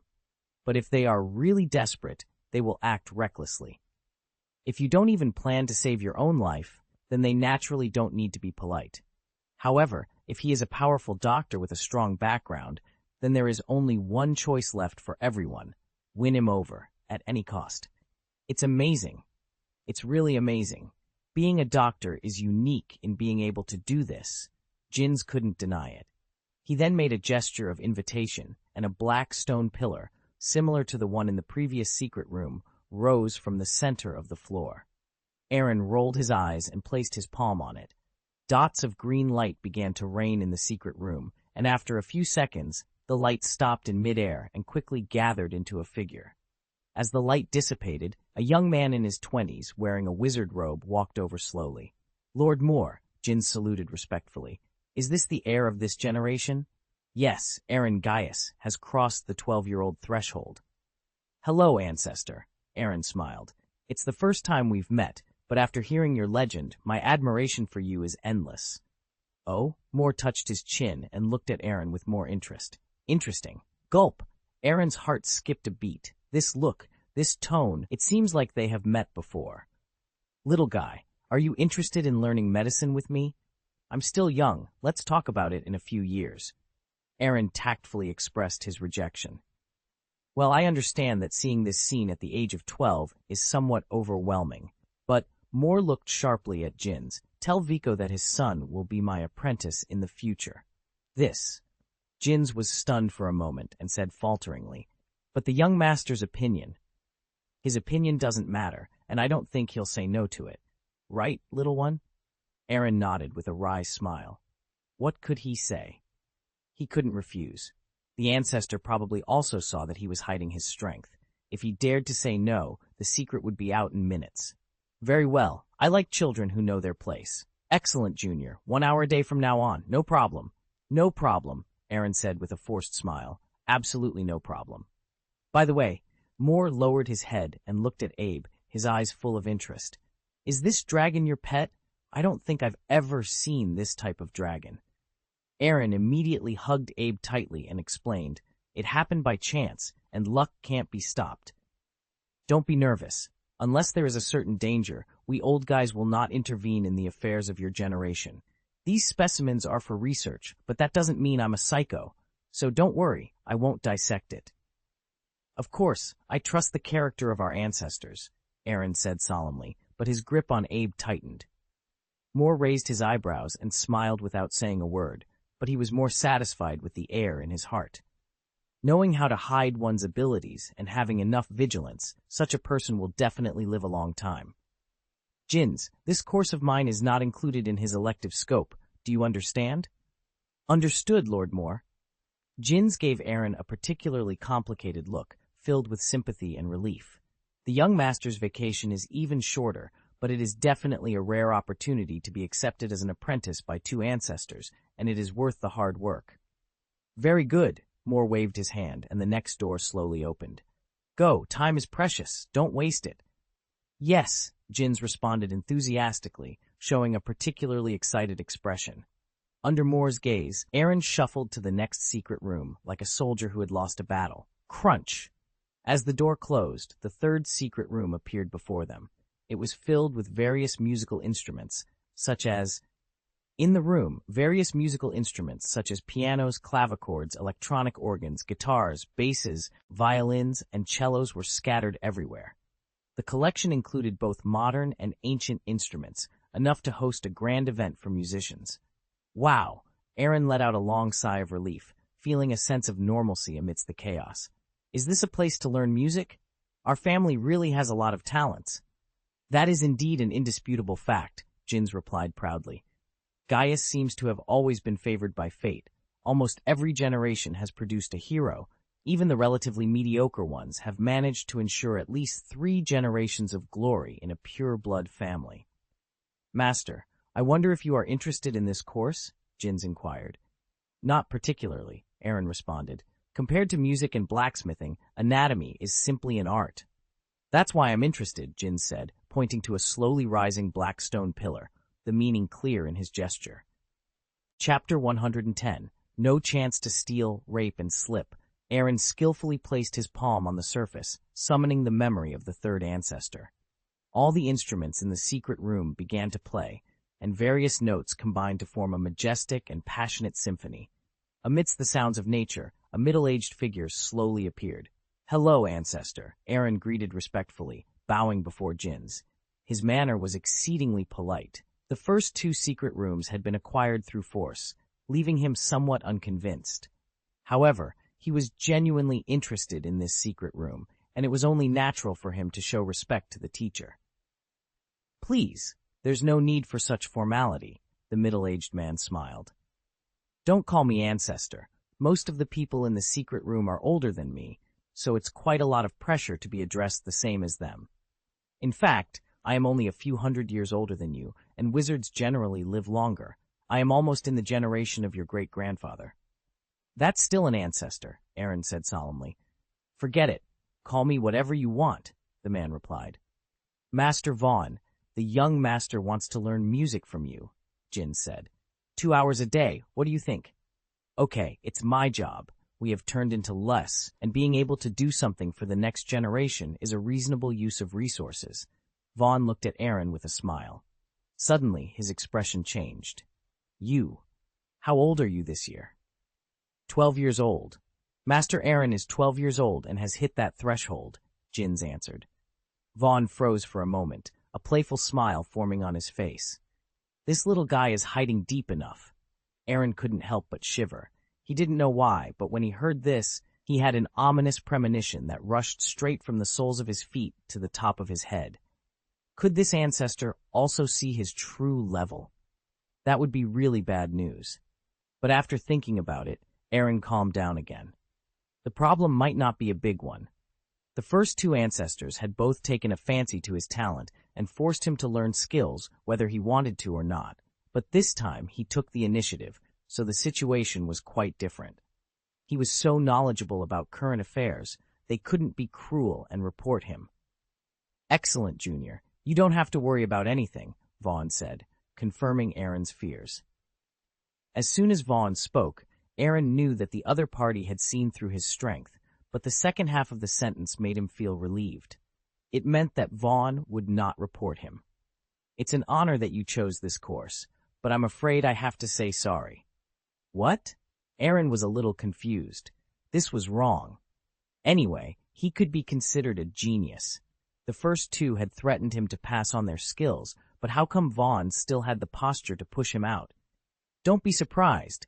It's not that I don't intend to teach you, but we have to discuss the specific time carefully." Vaughn waved his hand and said with some regret, "The charm of music is endless, but your talent should not be wasted on music. 1 class every 3 days, 1 hour for each class." "But isn't this time too tight?" Jins asked. 3 days and 1 hour meant Aaron would only study for about a day before school started, so the efficiency wasn't much higher. "I believe in his talent." Vaughn gave Aaron a meaningful look, then flicked his wand. A piano and a harmonica flew to the 3 of them. "Time is limited, so I will choose 2 instruments for you. With my professional level, it is not a problem to teach you 2 musical instruments within 2 months." "Thank you, teacher," Aaron said. Vaughn nodded, his wand moving back slightly, and the 4th door opened. Aaron and Jins looked at each other and entered it. The fourth secret room was full of various ingredients and cooking tools. Is this a chef? Aaron's mouth twitched. I'm really surprised. With the support of that golden mountain, even if the Gaius family really fell, they wouldn't go out to work for others, would they? No, in fact, Jin's paused, then continued, this kitchen is really an ordinary kitchen. The patriarch of that generation was relatively less talented, reaching only the peak of magister level by the end of his life. However, his achievements in other areas were awe-inspiring. Is there a story behind this? Aaron asked, intrigued. Jin shook his head, but decided to satisfy Aaron's curiosity. His wife often couldn't eat. Even a wizard can't last long without food. So, for the sake of his wife, he learned to cook and develop top-notch culinary skills? Aaron speculated, feeling a bit disappointed. That sounds touching, but it's not particularly unusual. It even feels a bit cliché. If it were just about cooking, his secret room wouldn't be here, Jins explained patiently. The patriarch, chosen by the family and preserved in memory within this secret room, was a true hero. Although his combat power was weaker, he could stew anything. From magical animals to insects and ants, even dark races and the undead, in a single pot. Over his hundreds of years of cooking, he thoroughly studied the cuisines of various races. Some foods are harmless to one race, but extremely poisonous to another, and some foods can have effects comparable to potions. Gulp. Aaron couldn't help swallowing. What he initially thought was a mundane story turned out to be legendary. No ordinary cook could achieve such feats. If this had happened thousands of years ago, this patriarch would be an alternative Shenong.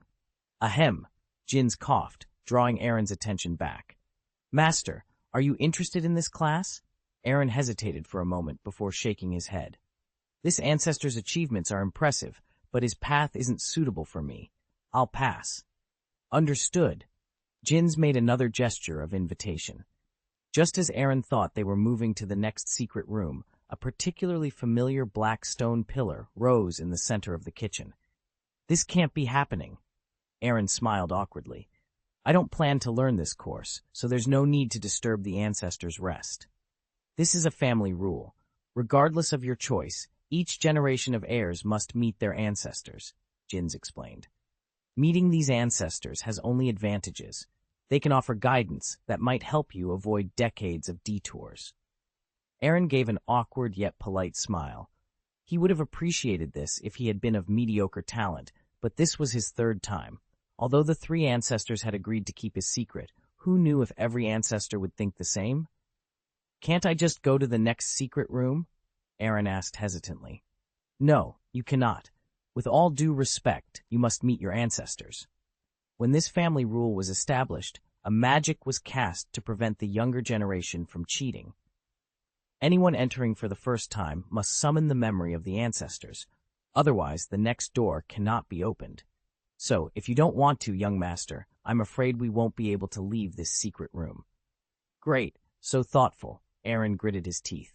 Who came up with such a sinister idea, leaving no chance for escape? Despite his reluctance, Aaron pressed his hand on the stone pillar.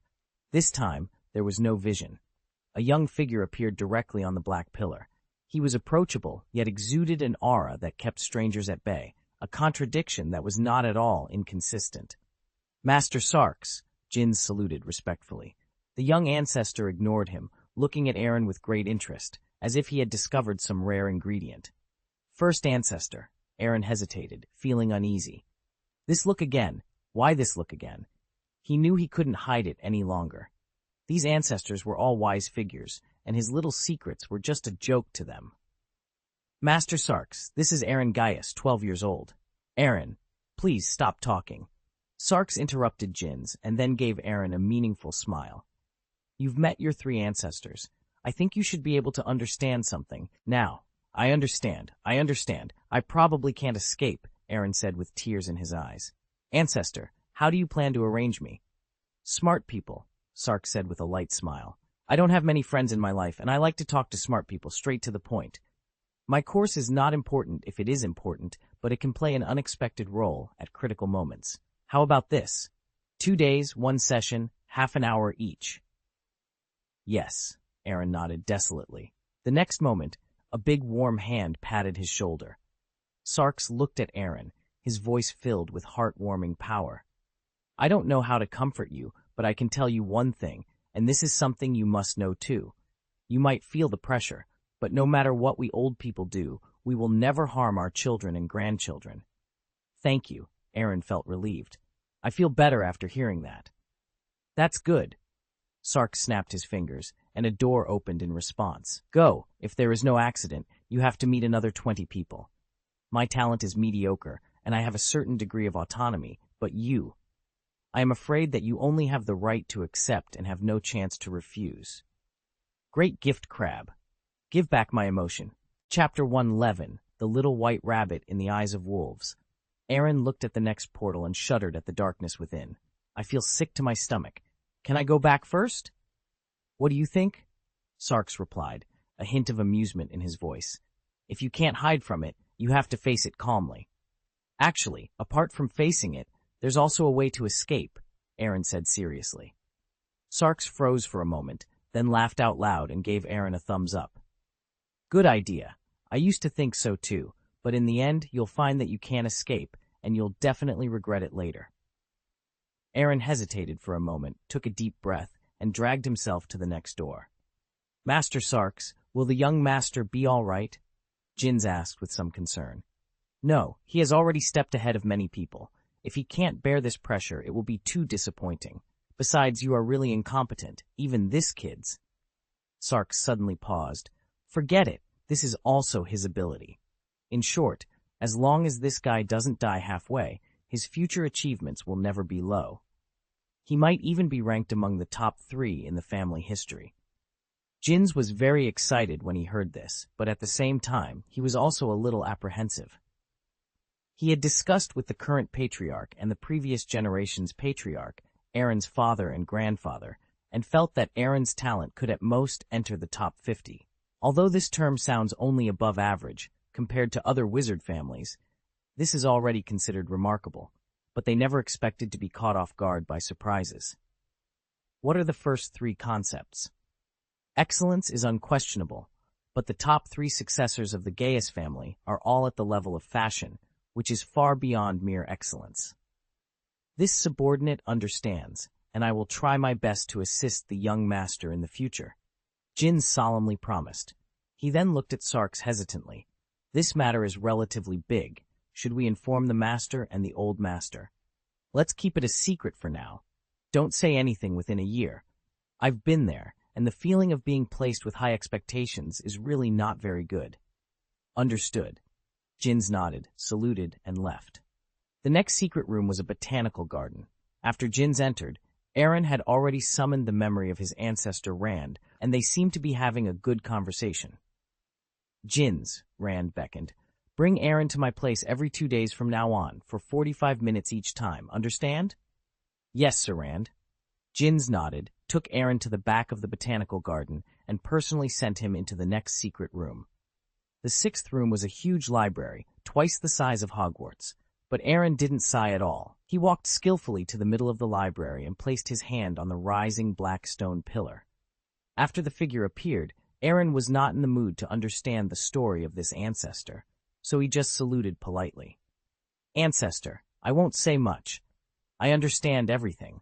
I have no interest in these books, so please forgive the ungodly impulse." Aaron gritted his teeth and said, then walked to the next door on his own. Jins wiped the cold sweat off his head in embarrassment.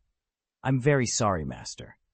"No need to explain, I understand. It's not easy for this child, and it's really not very important to me compared to other subjects. How about this? You should arrange my class as a self-study for him. When he wants to relax, he can come over at any time." "Relax, relax?"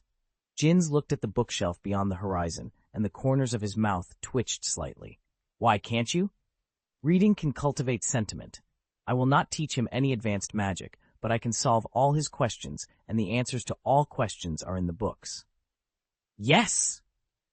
When he came to the next secret room, Aaron wanted to follow the practice of the previous one. He was angry, saluted respectfully, expressed his opinion, and then apologized.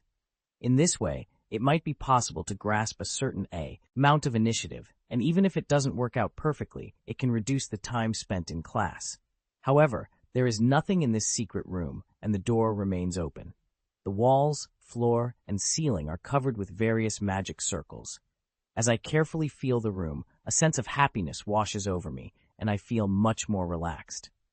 Master, you are walking too fast. I almost missed you, Jins laughed, then explained. Obviously, this ancestor is proficient in magic circles. By the way, the defensive circle in the castle is his handiwork. It's just that his temper is rather peculiar. Oh. Hearing this, Aaron became a little more interested in this ancestor. After all, designing a defensive circle that can block the Holy Magister is definitely more impressive than the previous ones. As he pressed his palm on the black stone pillar, all the magic circles lit up almost simultaneously and began to move slowly.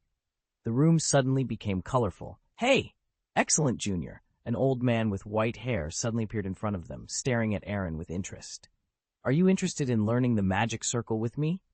Master Wayhet, you, Jins began. Shut up! I'm asking him, Wayhet interrupted. Jins nodded weakly and remained silent. If I say I'm not interested, will you stop teaching? Aaron asked. No, you are interested, Wayhet smiled. I have carved a magic circle in the black pillar, and I can only be summoned if a few conditions are met. 1. The blood of Gaius. 2. Excellent talent. 3. Willingness. Your father and grandfather have both been here, but they were not even qualified to summon me. When Aaron heard this, the corners of his mouth rose slightly, and he bowed respectfully. Teacher. Not bad, Wayhet smiled with satisfaction. Jins, 2 hours a day, you know how to arrange it. Yes, Jins replied. Wayhet waved one hand, and a magic circle on the wall suddenly spun. Before the two could react, they were transported to the next secret room.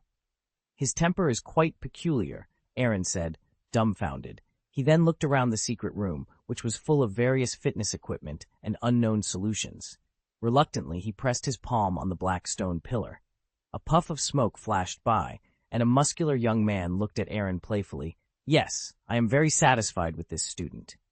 That ancestor, Aaron said, looking a bit unnatural. I haven't decided whether I want to learn from you.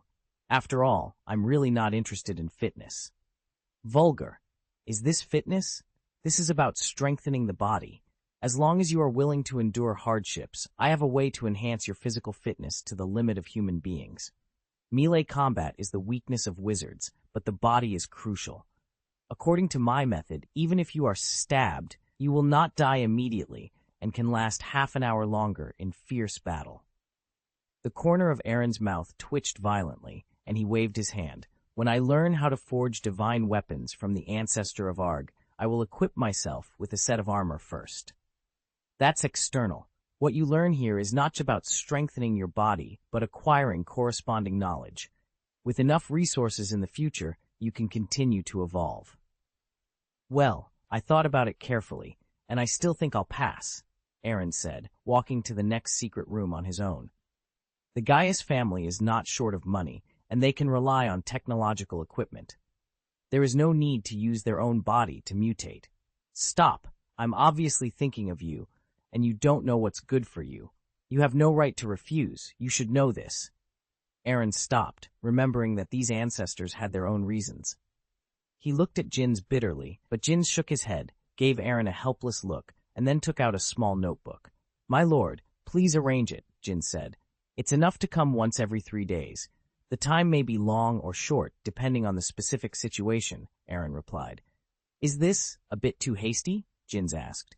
You, tell others I said it, and they'll understand. Yes. Okay, don't waste time. The time before tomorrow still belongs to you.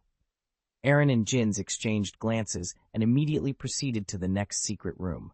After a series of familiar procedures, they moved on to the 10th room, then the 11th, the 12th, until they reached the 20th room. They returned at noon.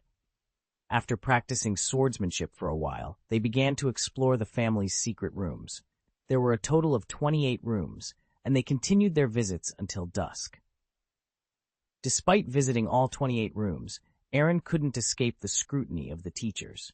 Each time he summoned their memories, he was met with a playful look that seemed to strip away any secrets he tried to hide.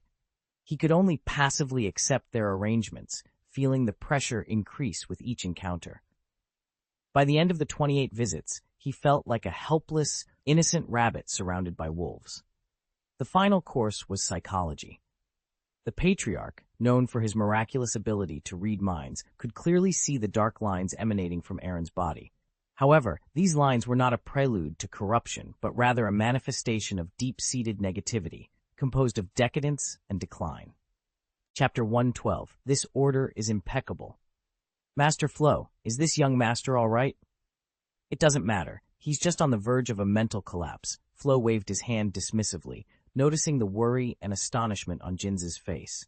Don't worry, I've seen this kind of situation several times. Every heir has survived. Jins hesitated, thinking, what if he doesn't survive this time? Excellent, Junior. Flo approached Aaron, looking straight into his eyes. You don't need to attend my class. Aaron's eyes lit up with a glimmer of hope. Really? Of course, it's true. The reason I am here is to relieve the psychological pressure for the heir. Flo extended his right hand. Introduce yourself, Flo Gaius, your psychiatrist. I will modify your class schedule according to your mental state and will visit every 3 days to ensure your mental health. Aaron smiled wryly. I have to admit, the arrangements are really thoughtful. That's a must. The order of these chambers has been perfected by me over thousands of years. Aaron covered his face and laughed, but it was not the laughter of a carefree teenager. I'm only 12 years old. How can you be so cruel? People have many criteria for judging pros and cons, but sometimes age is the least valuable reference. You should be able to understand this clearly, Flo said lightly. There is no shortage of geniuses in the world. You could easily surpass me even at your age. Cut, Aaron rolled his eyes. Then won't your conscience hurt? No, we've been dead for thousands of years. If you talk about conscience with the dead, won't your conscience hurt? Master, calm down, Jins comforted. Master Flo is your ancestor, after all. Calm down? Do you know how many critical blows my fragile heart has endured this way? Aaron cursed, venting his grievances. Flo sighed calmly, then snapped his fingers. The 9 doors of chamber number 20 slowly opened. Go in. This secret room belongs to you. There are no traps, no surveillance. You can do whatever you want. Just use the key to open it when you want to leave. Aaron gave him a deep look, then walked in without looking back. Jins hesitated for a moment, then followed. As they entered, the gentle light turned on instantly, brightly illuminating the secret room. This secret room was very empty, with no black stone pillars in the middle and 28 lifelike statues on both sides. Sk. Aaron smacked his lips, reaching out to caress one of the sculptures. He couldn't help but sneer. It seems they know they're being unfair to me. Master, Jin swallowed, they are indeed a bit too much. According to my idea, you should choose a maximum of 6 courses, but I didn't expect it to be nearly 5 times that. Strong buying and strong selling, relying on the old and selling the old. It's all about them. They don't care about your feelings at all, young master. If you said that in front of them, I might actually respect you, Aaron retorted. Jin smiled embarrassingly. They are your ancestors, and I am just an ordinary butler. How could I disobey their decision? Then stop talking nonsense. It's useless. But the patriarch still has a certain right to speak, Jin said suddenly. What do you mean? Master, these ancestors of yours did have extremely high achievements and are worthy of respect. But the Gaius family has always been led by the contemporary patriarch. As long as your father asks, he can forcibly delete the courses you don't like. Do you want to? No need, Aaron said immediately. He was sure that if he dared to seek justice from his parents, his little secret would be exposed. At that time, in addition to having to take these classes, there might be other elective subjects, making his life even more difficult. Cough, cough. I mean, it's because my ancestors liked me. Temporary grievances can be exchanged for long-term benefits. I am still clear about this. Hearing this, Jins was taken aback for a moment, then smiled with gratification. The young master has grown up. Well, why? I'll go out first and leave me alone for a while. Yes, Jins said as he walked towards the number 30 door. Not this one. Aaron stopped him, pointing to the door they had entered through. Unless I call you, don't come in. Jins raised his eyebrows but didn't ask any further questions. He retreated back to the number 20 secret room. As the door closed, Aaron could no longer hold back, and his face twisted with anguish. He gently put down Abe, who was in his arms, and then completely broke down. Squatting in the hall, he began to howl, venting his anger with a miserable cry. Tears streamed down his face. He looked at the 28 statues in the room and took a deep breath. Bastard, Moriku. Old bastard. Old bastard. I thank you 8 generations of ancestors. Something strange seemed to have mixed into his thoughts, but it didn't matter. Aaron pointed at the statues of his ancestors one by one, spewing out a series of curses, each more colorful than the last, for a full 10 minutes without repeating himself. Even after that, he still felt uneasy. He pulled out 2 magic wands and began bombarding the statues with magic energy, not holding back his strength. The statues were blasted to pieces and then crushed into powder. A violent explosion sounded from inside the door, and Jin's cheeks twitched. He knew Aaron must be feeling deeply wronged, but he hadn't expected it to be to this extent. In the past 12 years, he had never seen the young master lose his temper so dramatically. "It's not bad," Flo said calmly. "It's not in vain that I put in so much effort to build such a house." "But, isn't this too disrespectful to the ancestors?" Jins asked. "Respect?" Flo chuckled and shook his head. "Respect depends on the situation. Besides, this is a decision I made together with those old people when I was still alive. Some even complained why I wasn't born hundreds of years earlier. The facts have proven that what they did can't even be respected by themselves." Jins took a moment to recover, but still couldn't fully accept it. "Don't worry," Flo said, tapping his temple. "The secret room is connected to my memory, the memory of a holy magister proficient in spiritual magic. My original setting was that as long as I didn't die completely, everything in the room would return to its original state after the people inside left. As for what happened in the secret room, as long as you don't tell, no outsider will know." "But why so much nonsense?" Flo said angrily. "I am his ancestor, and I arranged that room with deep meaning. If this resentment isn't vented, it will affect his future studies, and before him, some qualified heirs also came here. I remember the most powerful one scolded for 2 hours and smashed things for more than an hour. From this point of view, Aaron is still relatively calm. After all, the pressure he bears is several times that of others." "Jins?" After more than half an hour, Aaron came out of the room. Jins and Flo looked over at the same time and found that he seemed much more relaxed, and his mental state had improved considerably. "How do you feel?" Flo asked playfully. "Comfortable," Aaron said, taking a long breath and then thanking him solemnly. "It's okay. You are my descendant, after all. You should be concerned. The 27 ancestors you met before were a little tougher because they knew what the last few chambers are like. So please don't blame them. They all know what you will do in the 9 secret rooms of number 20. You will deceive your master and destroy your ancestors, so we don't need to worry so much." Aaron smiled awkwardly. "If they were a little more polite, I wouldn't be so sullen." "Aaron Gaius! Yes! You have to figure out your own position. Do you understand? Do you really need to be polite when talking to your ancestors and unworthy descendants?" Aaron pondered aloud. "Well, it doesn't seem necessary," he concluded. "All right, I'm a bit tired. You all can leave now. If you're interested, you can explore the back. It won't do you any harm," Flo said before quickly disappearing. "Let's go," Aaron shrugged, heading back to chamber number 29. However, the sight of the intact sculptures left him dumbfounded. "What the hell? This is too extreme. What does this mean? Does it mean I can't flip out their palms?" he exclaimed. Master Flo mentioned that this secret room would return to its original state after being used. "Young master, you can't be as willful as before. You have to leave some opportunities for latecomers to vent their emotions," Jins explained. Aaron sat on the floor, speechless. After a long pause, he looked up and asked, "Is there any wine?" Jins was momentarily stunned, but then burst into excitement. "Yes! Yes! Yes! Absolutely! The next secret room, number 30, has all kinds of fine wines. You can drink whatever you want, young master."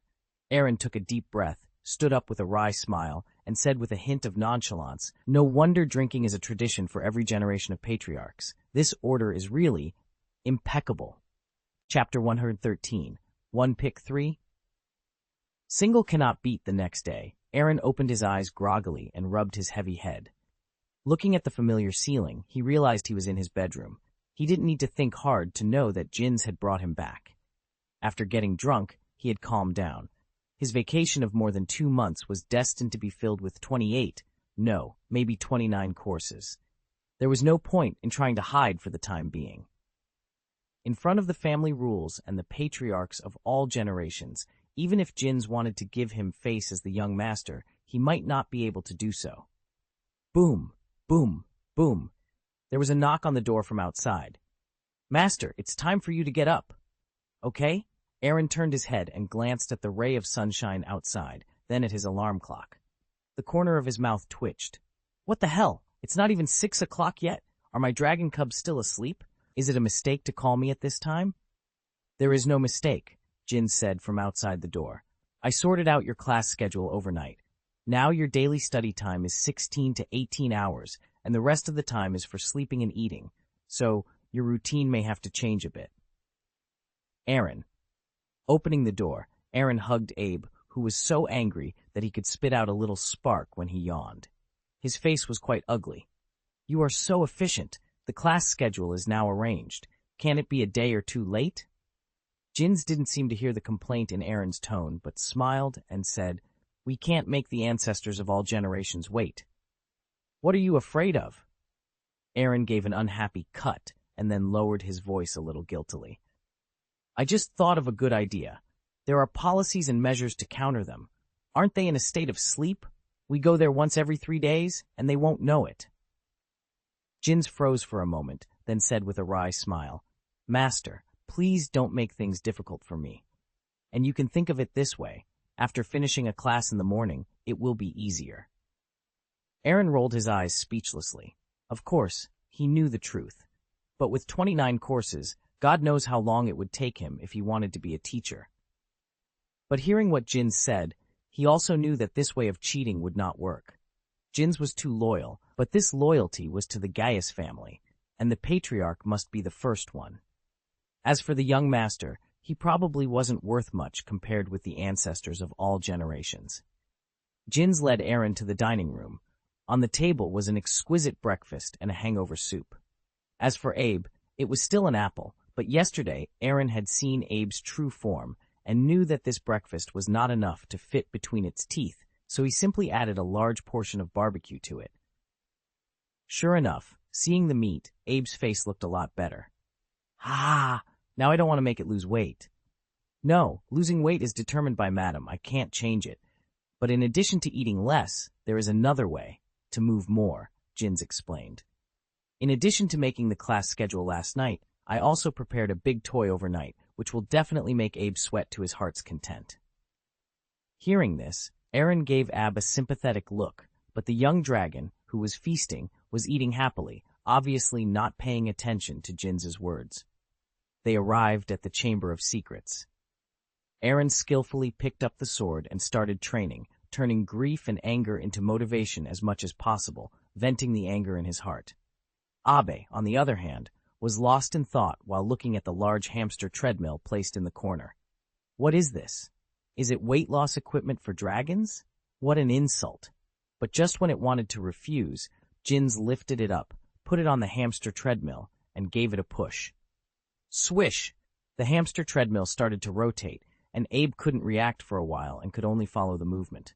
After running for half a minute, Abe gave Jinns a hard look, and the wings on both sides quickly opened. The white wings were particularly conspicuous in the armory. Just as it was about to fly out, Jinns took out a small book. With a touch of his wand, several pages of colorful pictures were magnified several times and flew to Abe. "Here is your lunch, but only if you behave better. If you don't run hard, you may have to cut it in moderation. So how much you can eat depends on yourself." Hey, that's too much!" Aaron said, dumbfounded.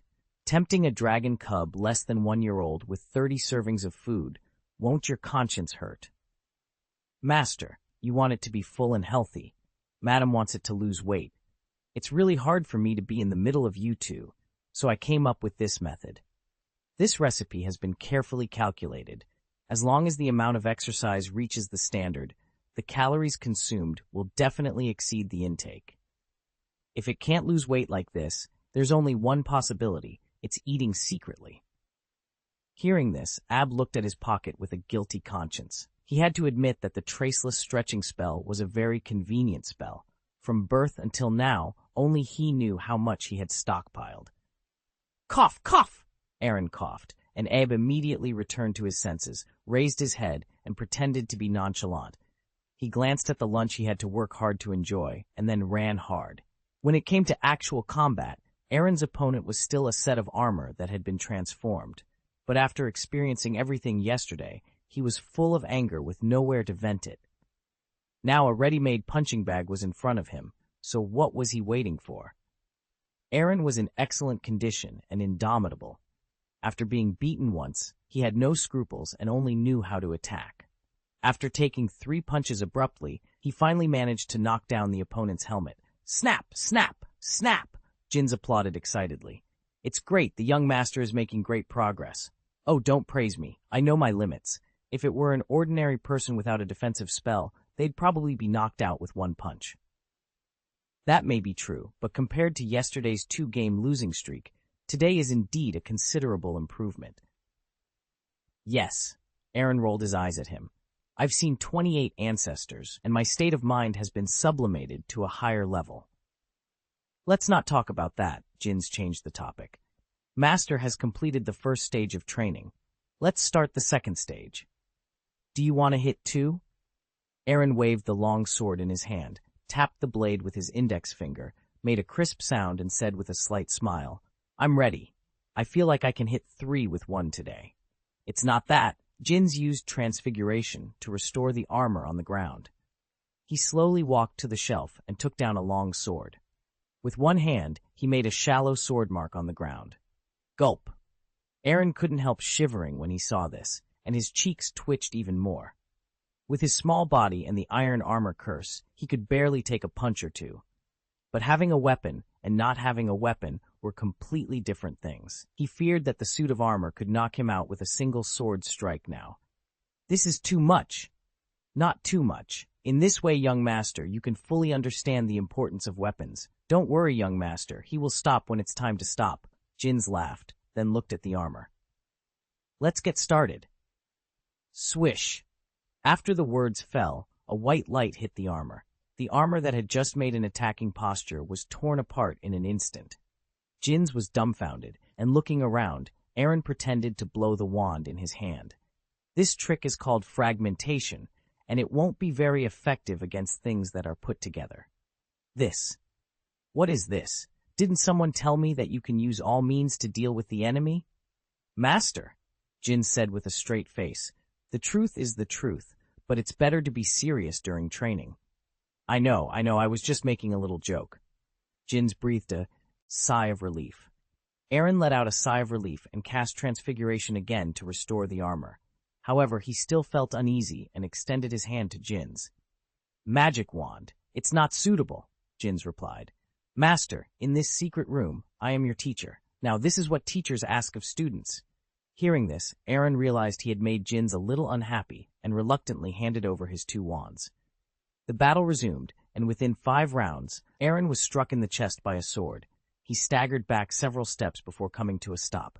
Hiss! It hurts. I feel like my ribs are broken, Aaron exclaimed. Master, you'd better keep lying to madam. Jins added another iron armor curse to Aaron and said helplessly, I definitely won't believe it.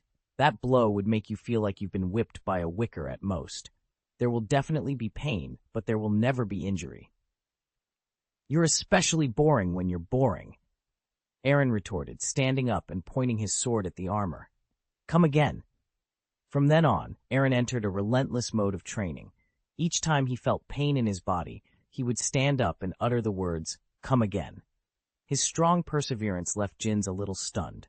Chapter 114, A Meaningful Lesson. After more than a dozen rounds of confrontation, Aaron was exhausted and out of breath. His body was covered in bruises, making him look extremely miserable. However, Jins wasn't too worried. He was experienced and knew that these were just superficial injuries. With some medicinal wine and a good night's sleep, Aaron would be fine by tomorrow. Master, today's swordsmanship lesson is over, Jins announced. Really? Aaron asked, almost in disbelief. Yes, really. It's been 2 hours. I have to admit, young master, you are quite devoted to training. Then give me back my wand, Aaron demanded. Jins complied immediately, placing both wands in Aaron's hands. Fracture! Aaron cast a spell on the armor, watching it disassemble into pieces. He felt a lot more comfortable. Master, there is no point in doing this, Jins remarked. But it makes me feel better, Aaron replied lightly. What about my Abe? Jins pointed to the hamster treadmill in the corner, his face showing a mix of amusement and surprise. I underestimated the appeal of food to foodies. Aaron saw his carefully crafted hamster treadmill spinning rapidly as Abe ran wildly on it. Some joints were even starting to smoke. If it continued, the treadmill would soon be scrapped. Aaron laughed loudly, walked over to pick up Abe, and gave him an appreciative look. Good job. Your lunch will definitely be very rich, Aaron promised. Abe showed a big smile, took a few pages of color pictures into his hands, and carefully put them in his pocket. Entering the #1 secret room, Aaron took a deep breath and summoned the memory of his ancestor Alger through the black stone pillar. Who hit you? Alger asked coldly. Tell me, and I'll have Vico kill him. The descendants of Gaius cannot be bullied by outsiders. Aaron was very moved. After all, blood is thicker than water. Master Alger, actually, this is an accidental injury during sword training, Jins explained with a smile. Apply some medicine, and sleep should make it almost heal. That's all right then, Alger said, his tone changing instantly. Aaron was speechless. You change your face too quickly. That's how I came here. Who hasn't been beaten when they were young? Alger retorted. It's not the same. You were definitely not forced to learn forging when you were a child, Aaron argued. Who said I wasn't? But I didn't have a teacher as good as me at the time, so you got a big deal, Alger chuckled, then took a small hammer and threw it directly into Aaron's hand. Take it well. This thing is essential for every blacksmith in the early stages. Early stages? Aaron questioned. Of course in the early stages. For truly great blacksmiths like me, you don't need a hammer, Alger said, taking out another booklet.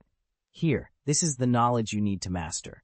Temperature, cooling, quenching, compatibility of materials, etc. Take a look when you have time. Aaron opened the booklet, and the pictures were quite clear, but he was overwhelmed by the various precise data and formulas. So what am I supposed to do now? Aaron asked. It's very simple. Alger pointed to a piece of red-hot iron on the forging table. Hammer it with all your strength. I will watch you, so don't be lazy. This is it? Aaron asked in astonishment. Isn't this too irresponsible? How is this different from just letting me figure it out on my own? Didn't I give you a booklet? That's the treasure I summed up. Do you want me to teach you how to hold a hammer? Hard skills? Alger asked, almost mockingly. Shouldn't you? Aaron replied, confused.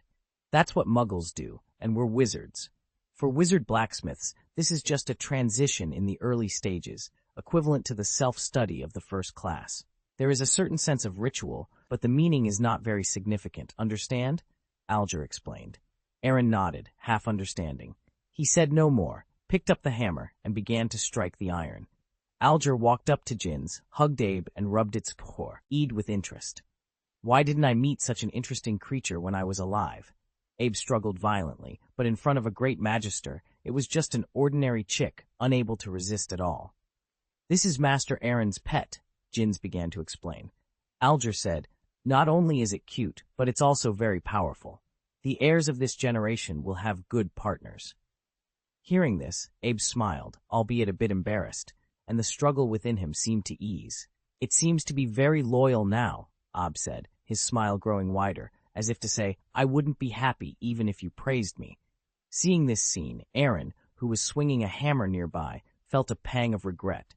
He should have given this dragon cub a lesson from the start.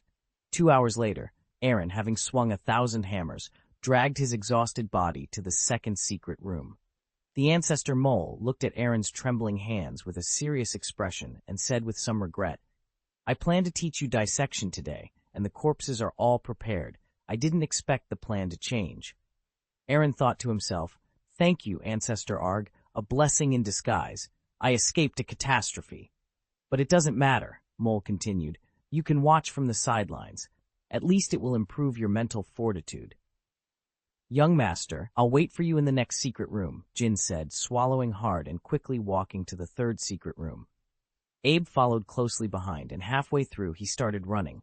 After a few steps, he spread his wings and quickly got inside. Traitor, don't talk about loyalty. If you want to run, take me with you, Aaron shouted. What did you say? Mole asked. Nothing, Aaron replied.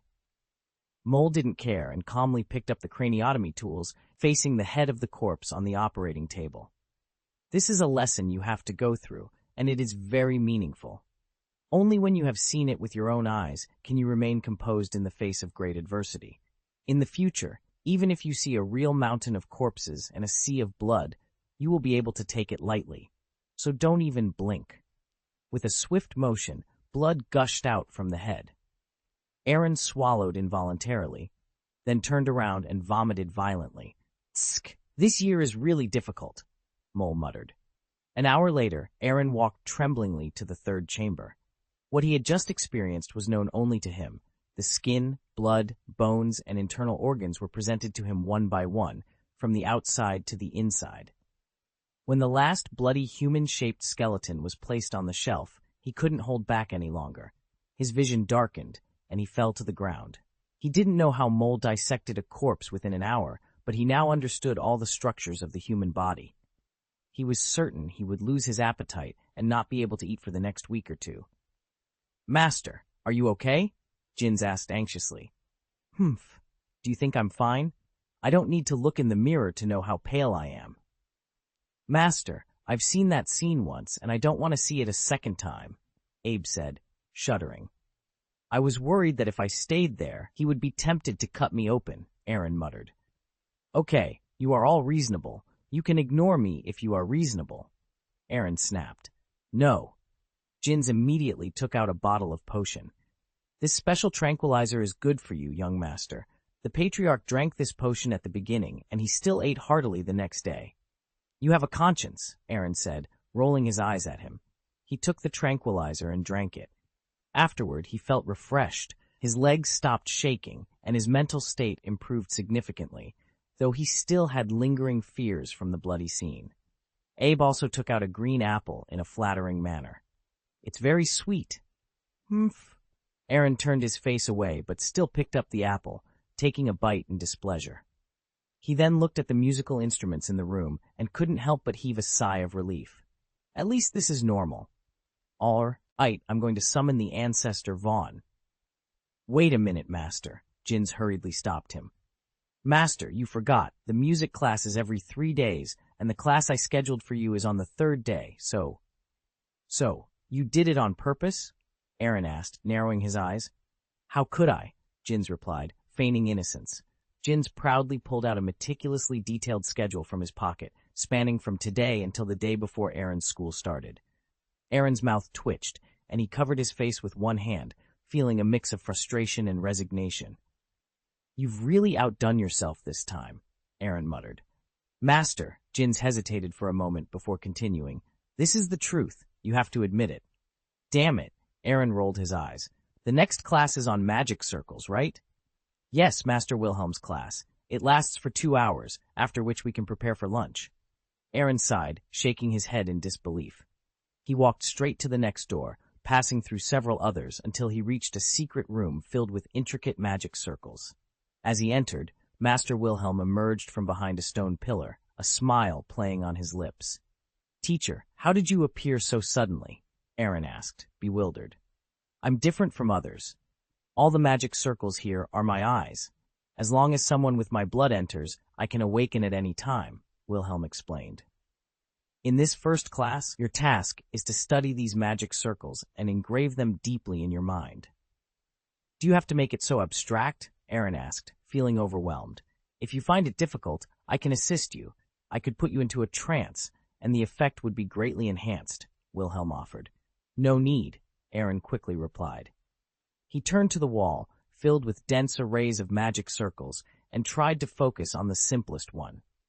However, as soon as he calmed his mind, his vision darkened. He vaguely saw the smiling face of his ancestor before he lost consciousness. Chapter 115, The faster you learn, the greater the pressure. When Aaron opened his eyes, he saw the white-haired Weyert looking at him with a sad expression, almost on the verge of tears. "No, no," Weyert said with an awkward smile. "I just wanted you to get started quickly, but who would have thought that your spiritual defense is the strongest I've ever encountered? It took a lot of effort just to barely enter your dream." "And then," Aaron snorted disdainfully. "You are truly a monster," Weyert said, speechless. "You almost trapped me in your dream. If I didn't have more means, I might not have been able to escape until you woke up." Aaron gave him a deep look, very suspicious of the ancestor's intentions. If he had been more powerful or not in a coma, he would have definitely used the power of the dream to make Weyert suffer.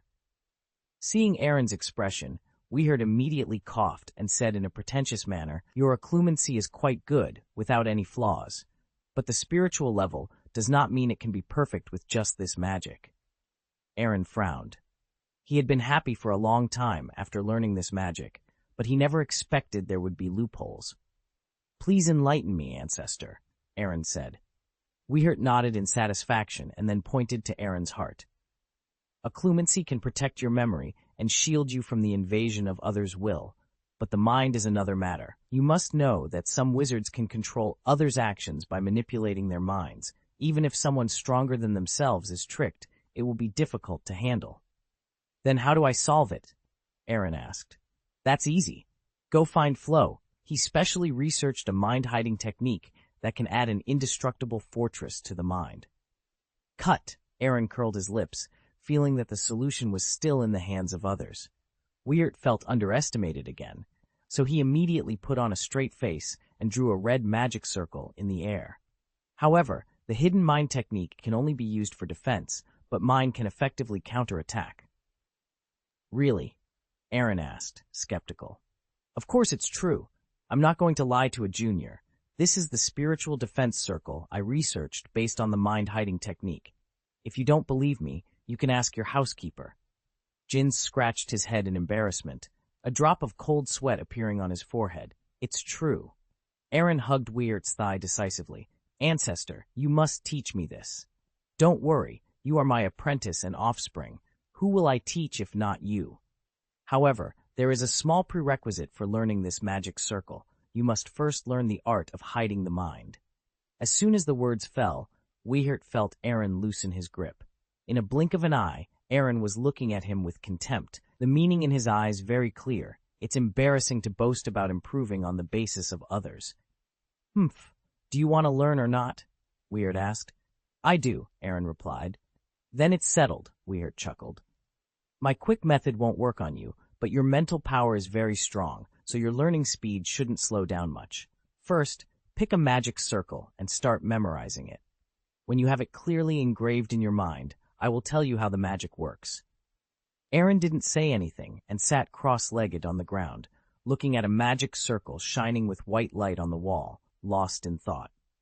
2 hours later, Aaron waved one hand in the air and drew a summoning circle, ready to see the effect of this psychic technique. Soon, Abe, holding a half-gnawed cantaloupe, appeared in front of the three of them, looking around blankly. "Didn't I just secretly eat melons in the corner? Why did I come here suddenly?" Abe wondered. Jin sighed. "I knew it. This guy was definitely eating something secretly." Not bad," Weyert said calmly. "Getting started within 2 hours, you are indeed my descendant. How do I compare to you, ancestor?" Aaron asked curiously. "I created." "Words, you write words. What do you think?" "Is it?" "Boo, as far as I know, the magic circle is not the exclusive domain of your ancestor alone," Wilhelm retorted, giving Jin's a disapproving look. "Why did you tell this guy everything?" "Don't look at me like that," Jin said coyly. "Reading is the young master's hobby, and it's normal for him to know a little more." "Okay," Wyatt smiled. "It seems that if I don't explain it clearly, you won't be satisfied. Ordinary wizards need at least a week to learn the magic circle, even the simplest one, but you managed it in less than 2 hours. Your talent is exceptional." "To the point, how do I compare to you?" Aaron asked. "I learned it the first time I saw the magic circle," Wayhet said lightly, noticing Aaron's dumbfounded expression. "I didn't intend to say it, as it might be a slight blow to a genius." Aaron swallowed hard. He felt that his ancestor hadn't lied to him, but this was too unbelievable. Let's study in peace, Wayhat said with emotion. Few wizards nowadays are willing to learn the magic circle because it is too difficult. Thousands of years ago, most wizards spent their entire lives drawing dozens of magic circles, and their magic power couldn't support fighting with them. Over time, this profound skill was eliminated, used only in some fixed buildings.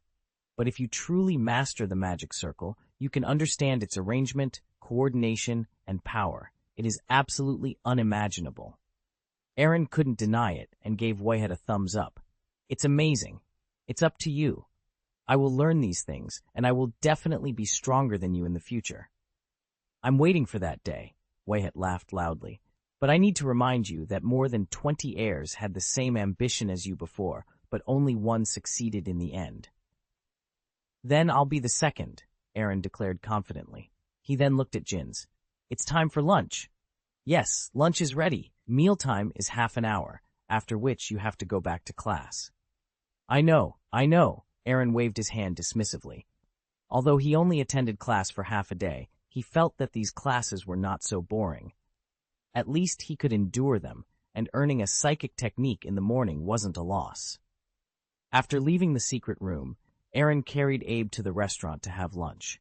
The master had 4 dishes and 1 soup, but the sight of a full feast for pets was still a bit unacceptable to him. When Abe had eaten half of it, Jins removed the remaining dishes. Facing Abe's dazed and angry look, Jins shook his head slightly. This is the price you pay for stealing. Ha ha ha, Aaron laughed unkindly. You brought this on yourself. No one else is to blame. Day by day, Aaron worked double shifts between Diagon Alley and the family secret room, signing in and learning without mistakes.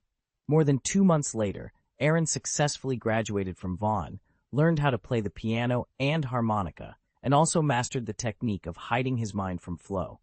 Additionally, his alcohol tolerance had increased significantly. Initially, he could only handle 3 glasses, but now he could drink from the bottle. After 3 bottles, he was still full of energy. What satisfied him most was his current physique. Thanks to an ancestor who used all kinds of rare materials to temper his body, in 2 months, his height had increased by 5 centimeters, and he had developed 8-pack abs. He had even garnered a wave of little fans in Diagon Alley. The strengthening of his physique had also greatly improved his melee combat ability. Now he could defeat 5 sets of armor without using magic, without breaking a sweat. Although 1-on-6 was still a bit challenging, the 2 hours of swordsmanship training every day had become much easier. At least he no longer got beaten and could also learn the use of other weapons. Seeing the results, Aaron solemnly apologized to his ancestor Hog, who was in charge of this course. Aaron had always been somewhat oblivious, failing to recognize the significance of what lay before him. Hog's original words echoed in High's mind. The body is a vast treasure, and this evolutionary path has only a starting point with no end.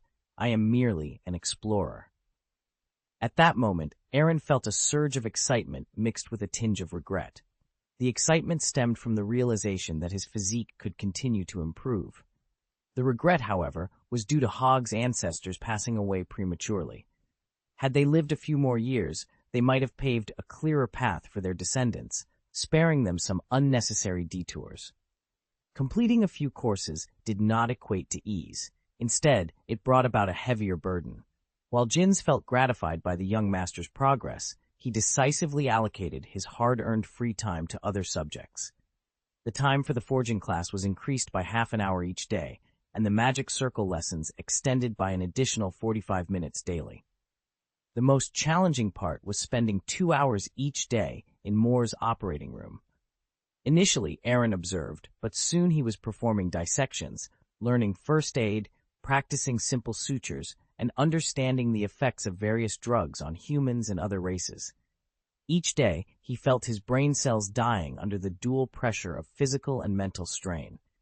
Although only a few days had passed since the start of school, Aaron felt as if he couldn't endure another day. Chapter 116. Good students can't skip class. After another grueling day of training, Aaron took Ab to the secret room number 20 without informing Jins. He felt particularly negative during this period, and even seriously suspected that he had developed depression at a young age. He urgently needed psychological guidance. Flo emerged from the black stone pillar, looked at Aaron with blank eyes, and understood what had happened. With a sigh, he said, "The longest road a student takes is the teacher's routine. You think you're on the second floor, but the teachers are often on the fifth. As for the shrewd principal, it's all about the atmosphere." "Ancestor, don't laugh at me," Aaron pleaded. "I'm not making fun of you. I'm just stating the facts," Flo replied playfully. "To be honest, your ability to persist until now has exceeded my expectations. I used to oppose adding free time to other subjects, but unfortunately, my father, grandfather, and great-grandfather dismissed my opinion. When it was my turn to make decisions, I understood why they did it and continued the tradition." "Why?" Aaron asked, puzzled. "Is there some secret involved?" "No," Flo said, embarrassed. "Our ancestors knew how to work hard, but you younger generations have better resources and more comfortable conditions. Why shouldn't you work hard? To put it bluntly, it's purely psychological imbalance." Aaron opened his mouth and lay on the floor with a wry smile. Really, he thought, he is a good guy. Other families have children cheating their fathers, but Gaius only thinks about cheating future generations. When I become the head of the family in the future, I will definitely abolish this. No, the younger generation should receive better education. I have to add a few more courses for them. That's the double standard. Ahem, aren't you afraid of driving people crazy if you play like this? Aaron asked. Why do you think I'm in this secret room? Isn't it just adding a layer of insurance for future generations like you? Flo said angrily. It's not the first day you know me. I can see things that ordinary people can't and make some adjustments in time according to your state. Adjustments include reducing classes, asking for leave to rest, and going out to relax. Halfway through hearing it, Aaron's eyes suddenly brightened, and he quickly rushed towards Flo's thigh. But before he could hug him, the ancestor unceremoniously kicked him 2 meters away. Fortunately, I have also practiced. This habit of hugging other people's thighs at every turn really needs to be changed. Seeing this, Ab immediately ran over, spread his wings, and tightly protected Aaron, showing the spirit of seeing death as home. Flo raised his eyebrows, grabbed Abby's hat, picked it up, and then scratched its stomach. For a while, Shenglong's laughter continued to echo in the secret room. Snap! Aaron seized the opportunity and still hugged Flo's thigh, his face full of grievances, with crystal tears hanging from the corners of his eyes. To be more relaxed in the days to come, he didn't need any face at this time. Ancestor, you must save me, Aaron cried. Let go, Flo said sternly. I won't, unless you ask Jins to give me back my free time. He is too much. He has arranged so much physical and mental work for me at a young age. Look at my hands, Aaron pulled out his right hand. How many calluses have grown on the handsome guy's hand? You can stop that. These calluses can be eliminated in less than 2 hours with just a little potion. If you don't let go, how decent is it for the heir of a dignified hermit family to do such an indecent thing? Aaron turned a deaf ear and still held on tight. These ancestors could freely switch between virtual and real when not touched, and they might run away if he let go. A few black lines appeared on Flo's forehead. Don't force me to do it. I can kick you the first time, and I can kick you the second time. Then you kick, Aaron challenged. Aaron felt like he was at his breaking point. It's easier to die than to endure, is. In class, life is worse than death, he exclaimed, tears welling up in his eyes. If you could just say a word, I could get some relief. Jins would definitely listen to you. Flo, unwilling to give in, tried to pull his leg free. However, after more than 2 months of training, Aaron had grown as strong as an adult, and Flo couldn't break free. After a minute, Flo admitted defeat. He couldn't be too harsh on the younger generation, after all. He looked at Aaron, who was eagerly waiting for an answer, and sighed helplessly. When the time comes that you truly can't hold on anymore, I will speak to Jins. But right now... I can't take it anymore, Aaron interrupted. Flo chuckled. If the crash is at 100, you're not even at 30 yet. You're just a little tired and irritable. This listless state is purely self-deception. Hearing this, Aaron hugged Flo's leg even tighter. I just want to rest for 2 days. Why is that so difficult? I understand. For more than 2 consecutive months, you've been either studying or training. Tiredness is inevitable, but if you push through this now, The road ahead will be much easier. Ancestor, you really won't do me this little favor? It's not that I don't want to help you, but that I can't, Flo said earnestly. I'm an expert in psychology. My purpose in staying in this secret room is to adjust schedules according to the state of future generations to ensure their mental health. If I help you today, it sets a precedent. Once that precedent is set, there will be a second and third time. The embankment of 1,000 miles collapsed in an ant's nest. You should know this truth. I have to be responsible for your successors. Aaron was silent for a while, then slowly let go of his hands. Every outstanding successor has come this way. You'll be free after a few more days of schooling. Aaron rolled his eyes. What you said is no comfort. Other people's freedom is a holiday, but for me, it's the beginning of school. The gap is too great. It's unacceptable. Hey, Aaron leaned on the black stone pillar, but I'm only 12 years old, and I have to bear such a lot of pressure. A 12-year-old mage is extremely rare in the history of Gaius. Just enjoy it. If I could trade places with you, there wouldn't be many who'd refuse. Ancestor, may I ask you a question? Did those successors with talent similar to mine, or even stronger, survive like this? Not exactly. They had other ways. Huh? Aaron's eyes widened in astonishment. What? Did you open the back door for them? Where do you get these ideas? Am I that kind of person? Some were before my time, when the family's secret room wasn't as rigorous, so they had it easier. As for some successors after me, there were a few with extremely high talents. One of them impressed me greatly. He learned all the courses in less than 2 months and was known as the person closest to becoming the first patriarch. What's his name? Aaron asked curiously. Flo shook his head. I remember his existence clearly, but I can't say his name. It's likely he used powerful mana to erase it, making even me, a holy magister, helpless. Maybe he's already a god of law. So smart. What do you think? Flo rolled his eyes. Your talent is good, but it doesn't mean there were none before you. Moreover, you're too young, have too little experience, and have faced even fewer setbacks. In terms of maturity, you're far behind these seniors. Aaron nodded, not denying it. Is this ancestor still alive? You can all leave memories in the Chamber of Secrets. There's no reason he can't. I can't tell you, and I don't. Aaron pondered deeply. After all, how many years have passed since I died? Only people of that generation would know. Flo smiled playfully and stretched. You have 3 days left before school starts. It doesn't make sense to dwell on it now, so let's just forget it. Aaron's eyes lit up. He hugged Flo's leg tightly, as if he wouldn't let go until she told him more. Not this trick again. Can't you come up with something new? Flo sighed. As long as it works, Aaron replied. Do you think I'm talking about you? You juniors don't learn much from others, but you sure know how to cling to someone's leg, Flo teased. Aaron felt a bit embarrassed, but persisted. So, how did they do it? Flo sighed deeply and looked at Aaron with a mix of exasperation and amusement. I knew you would ask this question sooner or later, but it's really too late for you to be asking now. Can't you hold on for just 3 more days?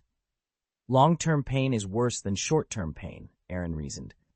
All right, you've convinced me, Flo said, shaking her head. The principle is actually very simple.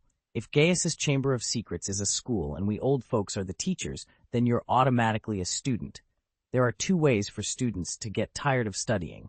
One is to ask the teacher for leave. When that doesn't work, there's only one other way. Skipping class? Aaron blurted out. He hadn't thought of it before, but he admitted he was intrigued. Could it really be that simple? If a dog is cornered, it will jump over the wall. If a good student can't bear it, why can't he skip class? Chapter 117. Although he had the idea of skipping class, Aaron still smiled shyly on the surface. This is not appropriate. What kind of pretense? Flo smiled disdainfully. I know exactly what you're thinking, kid.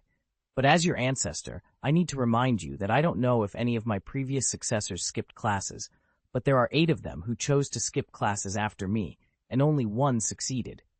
In other words, there is a high possibility of failing to skip classes, and you have to be mentally prepared. Aaron's expression changed, and his excited heart quickly fell silent. He almost forgot that Jins was watching at home, and at least 2 people were secretly protecting him outside. With this configuration, Jins would grab his back foot as soon as he ran away with his front foot. There would definitely be no punishment. After all, his parents were not here, and he was the boss at home now. But the problem was, what a shame. Skipping class is not a glorious thing in the first place. If he was caught skipping class, he would probably lower his voice an octave in front of Jins. Wait, Ancestor Flo, how did the successful one do it? It's simple. The most dangerous places are the safest. He hid directly in other secret rooms that had no memories of his ancestors, and he didn't come out until he had played enough. But this road has been blocked, and now all the secret rooms have been enchanted, and the few living people in them can see clearly. When Aaron heard this, the corner of his mouth twitched involuntarily. This ancestor was happy to fish and fish, but he forcibly blocked the retreat of these latecomers. Don't be disappointed either. In the past 300 years, there have been no skipping classes. Now the vigilance of students should be relatively lax, and there is still a possibility of your success. On my honor, you will be safe for 3 or 4 hours after you escape from the castle. Heh! I just thought you were comforting me. Aaron smiled wryly, then suddenly thought of something and hugged Flo's thigh tightly again. My lord ancestor, after all, you have brought so many outstanding students. You should have summed up some experience. Flo froze for a moment, looked down at Aaron, who looked sincere, and tried hard to pull out his thigh, but the effect was not satisfactory. This action made Aaron confirm his guess. You really have experience? No, absolutely not. Flo gritted her teeth and was about to kick Aaron out with her other leg. The last one who successfully skipped class also used the trick of hugging his thighs. Drawing on the experience of the previous 7 failures, he did the opposite and hid in a huge secret room. This was his biggest failure after his death. After all, it was because of his help that the successors of that generation succeeded. It's hard to say that the teacher helped the student skip class, but before Flo could get out, a white figure flew over and grabbed his other leg. After Abe succeeded, he instantly became several times bigger, and he was firmly pressed down, showing quite stubbornness. Flo laughed angrily. Don't go too far. I've done my best to show you a way out. As the saying goes, help people to the end, send Buddha to the west. Lord Ancestor, are you sure you are not amusing me by pointing out a road that is almost impossible to succeed? There are always more solutions than difficulties. Believe in yourself. You can do it. Flo persuaded earnestly. The first step of believing in yourself is to let me go. Aaron curled his lips and changed to a more comfortable position, but the hug was tighter. Trust yourself? It's nice to say. If he really had that ability, he wouldn't be hugging his thigh here. Okay, forget that I'm afraid of you. Let's do it, Flo said speechlessly. I can give you a little suggestion, but you can decide whether it will succeed or not. The corner of Aaron's mouth raised slightly, and he gave Abe a wink. One person and one dragon released their claws at the same time. As for whether Flo would backtrack, he wasn't worried. His ancestors were all highly respected, so he wouldn't lie to a 12-year-old child. Even if they were deceived, they could still try to seek help again. The black stone pillar was here, and the initiative was in his hands. Ancestor, please tell me, Aaron said, adopting a serious expression as if he were a diligent student in class. If it were the first time meeting him, one might be deceived by his appearance. Humph, first of all, the most dangerous place is the safest place. This notion is directly invalidated because the safest place is also the most dangerous place. Secondly, think about a good place to go. If you don't even have a destination and run around like a headless chicken, the possibility of being caught is almost certain. Again, you'd better not go to those places that Jins knows. If he knows you've run away, those will be the first places he will look. Then, in the 3 caves of the cunning rabbit, it is obviously not enough to have only one destination. You must always be prepared to be approached by someone halfway. Finally, and most importantly, be sure to avoid your 2 bodyguards. With them following, no matter how careful the plan is, it will be stillborn before it is implemented. Aaron nodded approvingly, feeling that he was doing the right thing by seeking guidance. Listening to this advice was better than reading 10 years of books. Without this guidance, he would probably be the 8th loser, but now he was confident he could skip class successfully. However, before acting, he needed a little planning. Thinking of this, Aaron looked at Flo again, with a gleam in his eyes. "Don't look at me like that. Even if you look at me like that, I won't help you," Flo said lightly. "Ancestor," Aaron said, showing a harmless smile. Just as he was about to approach Flo, he was knocked back several steps by a powerful magic force. "Come on, what you play is what I play." "Heh." Aaron smiled awkwardly. "I only have one last question. I will leave after you answer, and I will not implicate you whether I succeed or fail." Flo took a deep look at him, playing with taste. "You learned to threaten people at a young age? But it's a pity that this trick doesn't work on me. Otherwise, I wouldn't tell you so much. Additionally, I would like to give you a warning. In the future, it is best not to threaten people casually. Some people are arrogant and can't be threatened. You don't let them do what they want to do." Aaron was stunned for a moment, then saluted respectfully. "Taught. Okay, if you have any questions, just ask. But whether I will answer or not depends on my mood." "Ancestor, do you have a way to make me avoid those who secretly protect me?" "I knew you would ask this," Flo said, leaning leisurely on the stone pillar. "They are all professionally trained, and with your current strength, you can't hide it all unless..." "Unless what?" "You have only one advantage now. They don't know you are going to run away. The rest you can figure out yourself. I can only tell you so much." After finishing speaking, Flo waved one hand, and a gust of wind rolled towards Aaron and Abe. When they opened their eyes, they were already outside the secret room. "Is this the strength of the Holy Magister?" Aaron murmured, his heart full of yearning. The secret room was just a memory of Flo, far inferior to his strength in life, but he, a junior mage, could be overwhelmed with a few gestures, completely powerless to fight back. Aaron couldn't help lowering his head, admitting the fact that he was still extremely weak. Abe climbed onto his shoulder and made an obscure sound, but Aaron could clearly hear it as encouragement.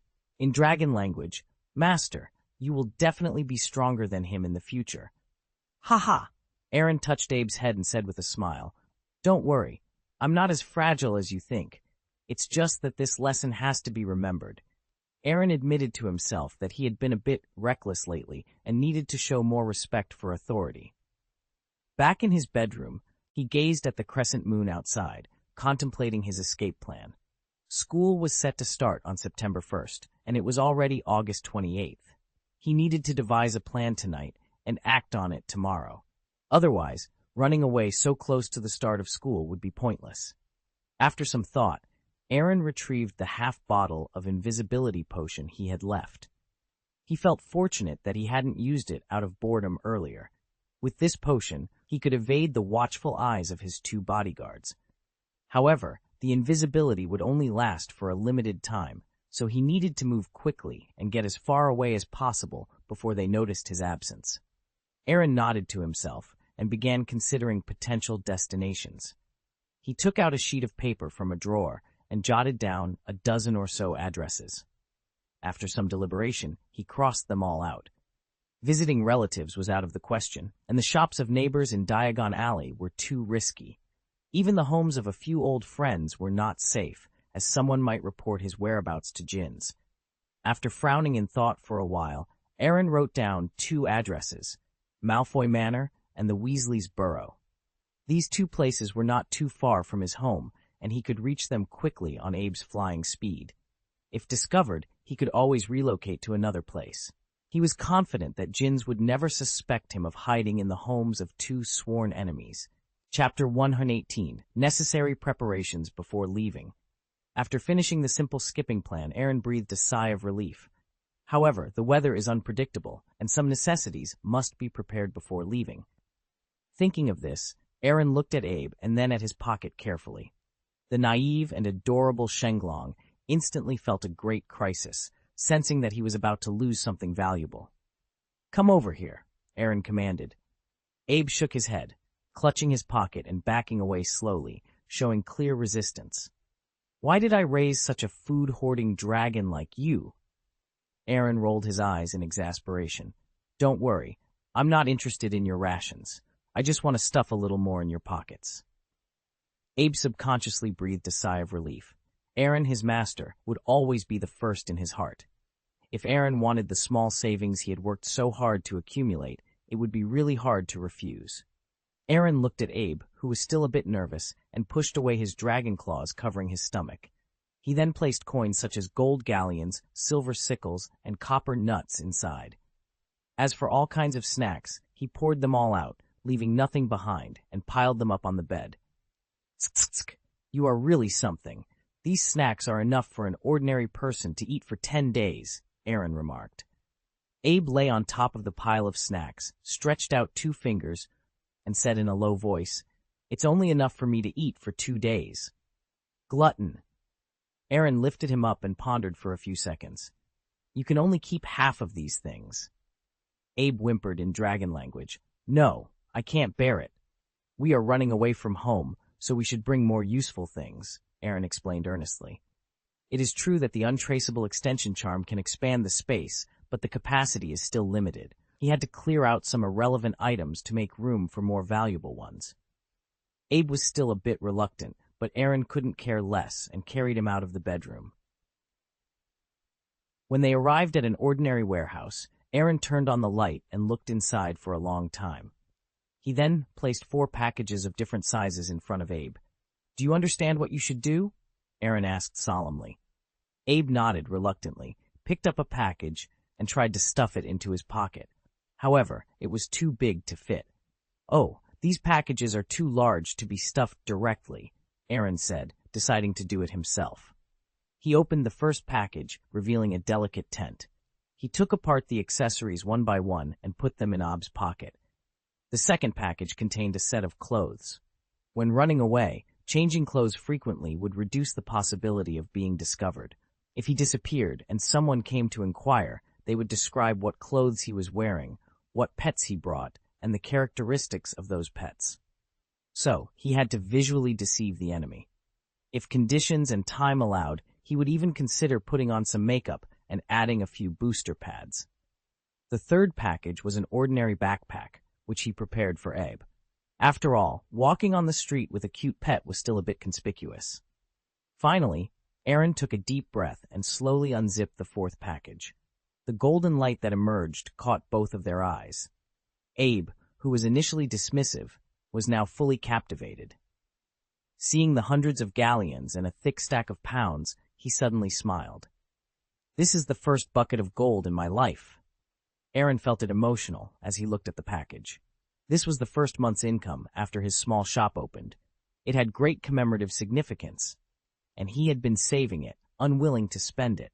But running away without funds was not an option. He had a lot of personal property, but taking too much at once would inevitably arouse Jin's suspicion. This housekeeper had not lived in vain for decades. His shrewdness was unparalleled. Hesitate and walked straight into the shop. The familiar bell above the door chimed. Anno, announcing his arrival.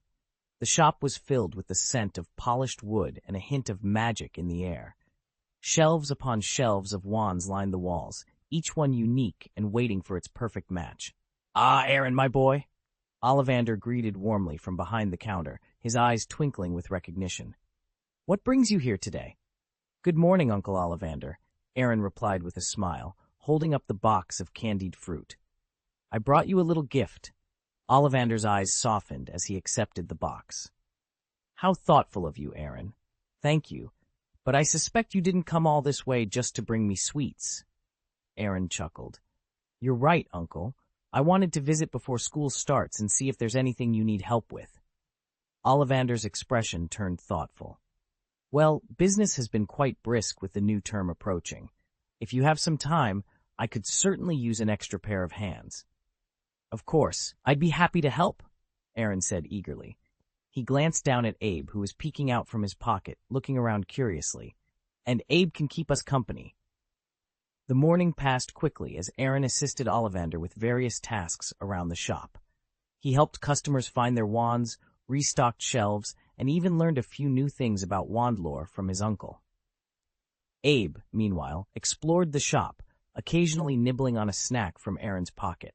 As the afternoon sun began to dip, Ollivander patted Aaron on the shoulder. "You've been a great help today, Aaron. Thank you."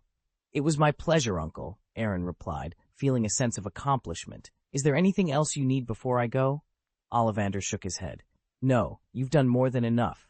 Just promise me you'll focus on your studies. Your education is important. I will, Uncle, I promise, Aaron said earnestly. With that, Aaron bid his uncle farewell and made his way back to his own shop. Jins was waiting for him, a look of relief on his face. Master, you're back! How was your visit? Jins asked. It was Uncle Ollivander appreciated the candied fruit, and I helped out in the shop for a bit, Aaron replied, feeling content. That's wonderful to hear, Jins said, smiling. Now let's get you ready for your classes. You have a busy few days ahead. Aaron nodded, feeling a renewed sense of purpose. He knew that balancing his responsibilities wouldn't be easy, but with the support of his friends and family, he was ready to face whatever challenges lay ahead. Aaron tried to maintain his composure, giving Abe a subtle look to signal that everything was normal. He was aware of the two hidden auras following him in the shadows, and it was crucial not to reveal any flaws. As the door opened, Ollivander, who was in the middle of introducing a wand to a young boy, greeted them with a smile. Good morning. You've brought me a gift. That's quite rare. So what can I do for you? Ollivander asked. Aaron scratched his head, feeling a bit embarrassed. Am I really that kind of person? Besides, Uncle, I don't think I've ever asked you for anything before, have I? Who knows? This might be the first time, Ollivander replied with a half-joking tone. He then turned to the young boy in wizard robes standing at the counter. This is your senior, a student of Hogwarts. The boy's eyes lit up with excitement. He quickly approached Aaron. Senior, my name is Colin, and I'm a freshman this year. It's nice to meet you. Aaron responded with a warm smile. I hope you make some real friends at Hogwarts. By the way, Senior, do you know Harry Potter? Colin asked eagerly. Yes, he's a student of Gryffindor. You could say we're friends, Aaron replied. Colin's excitement grew. Although it's a bit embarrassing, could you help me get an autographed photo of him? Just one. Aaron raised an eyebrow, suppressing a smile. He hadn't expected Harry to have such devoted fans. He doubted Harry would agree to the request, considering he was still adjusting to the magical world and had his own insecurities. You'll have to work hard for that, Aaron said, patting Colin on the shoulder. He placed the candied fruit on the table. I'll go upstairs and sit for a while. Uncle, you should attend to your guests first. Chapter 119. Running away from home for the first time. Ollivander's wand shop, 2nd floor. After Aaron went upstairs, he decisively closed the door and gave Abe a knowing look. Abe understood immediately and took out a piece of clothing and a backpack from his pocket. Aaron glanced downstairs and saw that the two shadows in the corner were still there. He heaved a sigh of relief and quickly changed into more inconspicuous clothes to blend in with the crowd. Aaron then stuffed Abe into his backpack and took out the half-bottle of invisibility potion he had left. Before drinking it, he suddenly thought of something. He picked up a quill from the table and wrote 2 sentences on a piece of yellow paper. There are many courses, overwhelmed, going out to relax. Please tell my uncle to inform Jins to prepare everything I need for the start of school and wait for me at Platform 9 Toward on September 1st. It should be safe now, Aaron murmured. He quickly put on his backpack, took a sip of the invisibility potion, and his body became transparent in an instant. Since he didn't drink much, he could only remain invisible for about 10 minutes. He needed to quietly get out of sight of the 2 bodyguards within this very short period. Coincidentally, Colin was also choosing his wand at this time. Aaron followed him as he left, avoiding any suspicious incidents like the door suddenly opening. And although such incidents are not a big deal in the magical world, it's better to avoid unnecessary attention. After walking for a while, the effect of the invisibility potion wore off. Fortunately, Aaron didn't sense the 2 bodyguards following him anymore, and he felt a temporary sense of relief. The first step of his escape plan was barely completed. The second step was to leave the boundary of Diagon Alley. Now, he had 2 options. One was Nocturne Alley. Compared to Diagon Alley, Nocturne Alley was a mixed bag, but it provided considerable cover for running. However, it wasn't very safe. Anyone could throw a brick and hit a dark wizard there. Aaron hesitated for a moment and, for the sake of safety, chose the second option, the Leaky Cauldron.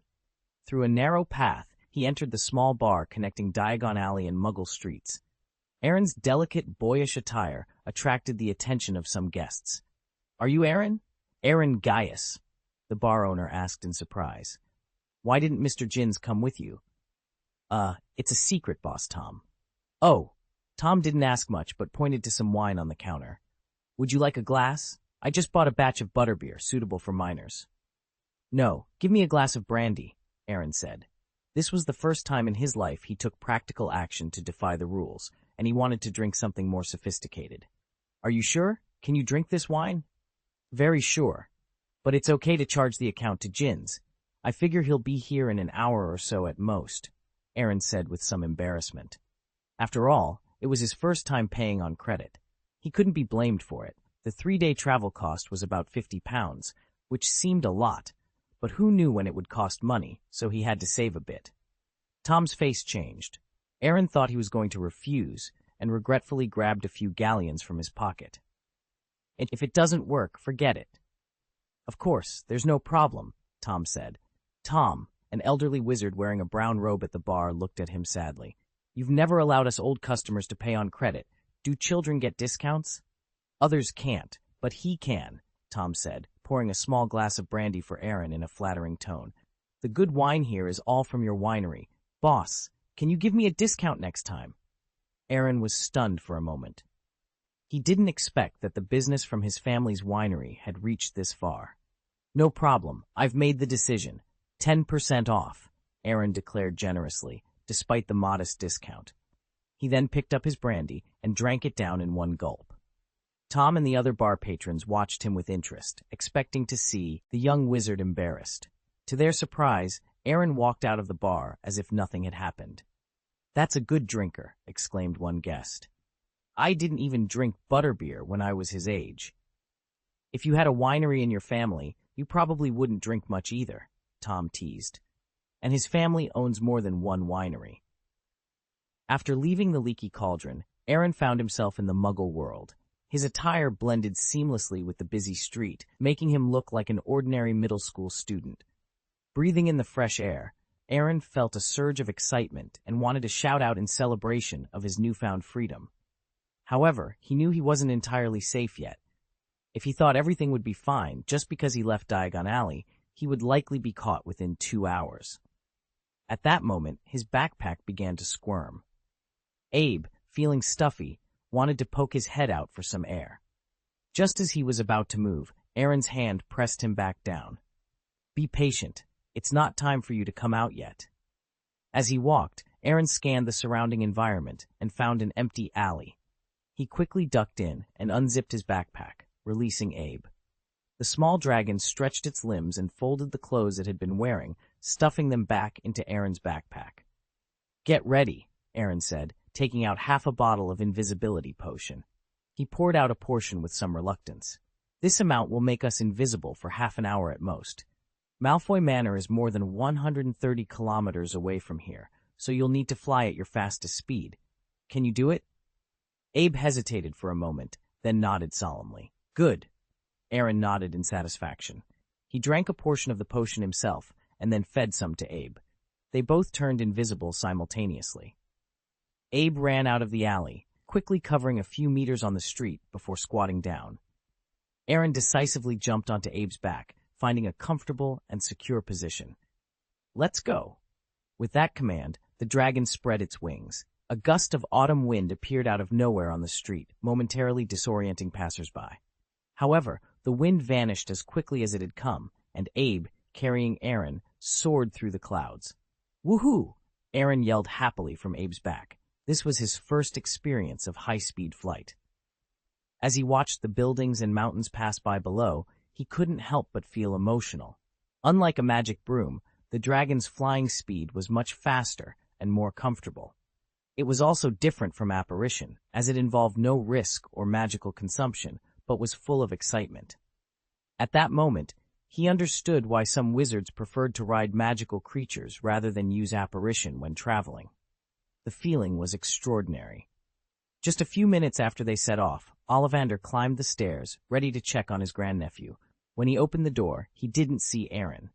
Instead, a piece of yellow paper under a paperweight caught his eye. Ollivander's heart skipped a beat as he read the note. "My Merlin," he murmured. He quickly pocketed the note and hurried down the stairs, ignoring a customer who had just come in to pick out a wand. "Wait a moment," he said hastily, rushing to Gaius's drink shop. Something serious had happened. His usually filial and sensible nephew had run away from home. The two bodyguards secretly assigned to protect Aaron also felt a sense of unease. They exchanged worried glances and decided to make an exception, quietly following Aaron's trail. Ollivander's wand shop. 2 minutes later, the two men walked out with bitter expressions and furrowed brows. Their young master had managed to escape right under their noses, and they had no idea when or how it happened. This was a serious dereliction of duty. "Hey," one of them said helplessly. "The young master ran off happily, and now the two of us. This is just sad." "Who would have thought? The first incident in 12 years, and it had to happen to us," the other replied. "Let's report the situation to Lord Jins first, but be prepared to get an earful," the first man suggested. The two knew that Ollivander had left in a hurry to find Jins. Their only role now was to be reprimanded and to let their immediate superior vent his anger on them. Snap! Ollivander angrily slapped a yellow piece of paper in front of Jins, exuding an aura far beyond his years. "How do you manage the children? Why is there such a big mistake?" "Calm down, what happened?" Jins asked. "Look for yourself. If anything happens to Aaron, you are to blame," Ollivander retorted. "Master," Jins froze for a moment, then immediately picked up the paper and read it. After a while, he put it down, his hands trembling and his mood extremely depressed. Sure enough, Aaron had run away. Recalling Aaron's unusual behavior at breakfast, he realized this was definitely a premeditated escape. Chapter 120. The young master ran away. "Jins, I think I need an explanation," Ollivander demanded, slapping the table in frustration. "Why did Aaron's note say that he is overwhelmed by too many courses?" "Ah, well." Jins hesitated. "Don't hesitate. How did you arrange his vacation?" Ollivander pressed. "I just arranged some cram schools for the young master," Jins explained with a forced smile. "Some?" Ollivander's eyes narrowed. "How many?" "3, including the swordsmanship class, so it's barely 4, Jins replied. "Really?" Ollivander was skeptical. If there were only 4 courses, Aaron wouldn't have written that he was overwhelmed. He knew the child's psychological resilience well. "This is the arrangement of the owner," Jins quickly added, trying to dispel Ollivander's doubts. He conveniently omitted the fact that the ancestors had arranged a total of 29 classes for Aaron. If Ollivander knew the full extent, he would likely be furious and might even inform the head of the house's wife, which would spell trouble for Jins. Ollivander managed to calm down and said meaningfully, "Aaron is only 12 years old, and arranging 4 cram schools for him might be a bit too much. Holidays are meant for relaxation. You can't keep his nerves too tight." "Sorry, Mr. Ollivander, that was my oversight," Jins said sincerely. "I will definitely take better care of the young master's emotions in the future. The top priority is to get Aaron back as soon as possible. After all, he is still a child, and it would be bad if he were in danger," Ollivander emphasized. "Don't worry, the young master has protection," Jins said confidently, though his expression faltered for a moment. Noticing Ollivander's scrutiny, he quickly adjusted his demeanor. "Mr. Ollivander, I guarantee the young master's safety will not be compromised." "It better not be. When Aaron returns, send him to me. I will give him a good lesson. If I can't, I'll inform his mother, and she will teach him a lesson. Running away from home at such a young age is unacceptable." "Perhaps it's better not to tell, madam," Jins suggested cautiously. "Although the young master is young, he has his own ideas. As elders, we should guide him, not interfere too much." Ollivander was silent for a moment, then nodded slightly. "Maybe you are right. I have customers in my store, so I won't bother you further." "Take care," Jins said, watching Ollivander leave. He took a deep breath, hung the closed sign outside, and locked the store door. "Come out," he called. 2 bodyguards emerged from the shadows. "You've disappointed me greatly," Jins scolded. "How could you lose a person right under your noses? The family invested a lot in your training, and you can't even handle this simple task." The 2 bodyguards exchanged glances and remained silent. knowing from experience that it was best to speak less when being reprimanded. "Explain. How did you lose him?" Jins demanded. "Master Aaron went to Ollivander's wand shop," one of them said, looking aggrieved. "Master Jins, you know that place is like a second home to him, and Mr. Ollivander is his uncle by marriage. Out of respect, we couldn't just barge in." "We blocked the gate as usual," the other bodyguard added hastily. "But after Mr. Ollivander left in a hurry, we realized something was wrong. We searched every corner of the wand shop but found no trace of the young master." "That's no excuse. I only care about the results," Jin snapped. "We're so sorry," they both said in unison. "Deduct. Do you have any objections to forfeiting 1 month's wages?" Jins asked. "No objections," the two replied in unison. "Forget it. It's pointless to discuss this now," Jins sighed. "You have a chance to redeem yourselves. Do you know what it is?" "We're going to get the young master back now," one of them said. "Not too stupid," Jins remarked. Just as the two were about to move, he stopped them. "Wait, do you know how to find someone?" The two looked at each other and remained silent. Finding someone seemed straightforward. Reward, just ask around. A handsome 12-year-old boy with a rather eye-catching pet would stand out like a firefly in the dark. Besides, the young master was only a high-level magician who didn't know how to apparate or use advanced magic. Additionally, the Ministry of Magic prohibits minors from using magic in the Muggle world. These limiting factors made it clear that he couldn't have gone far.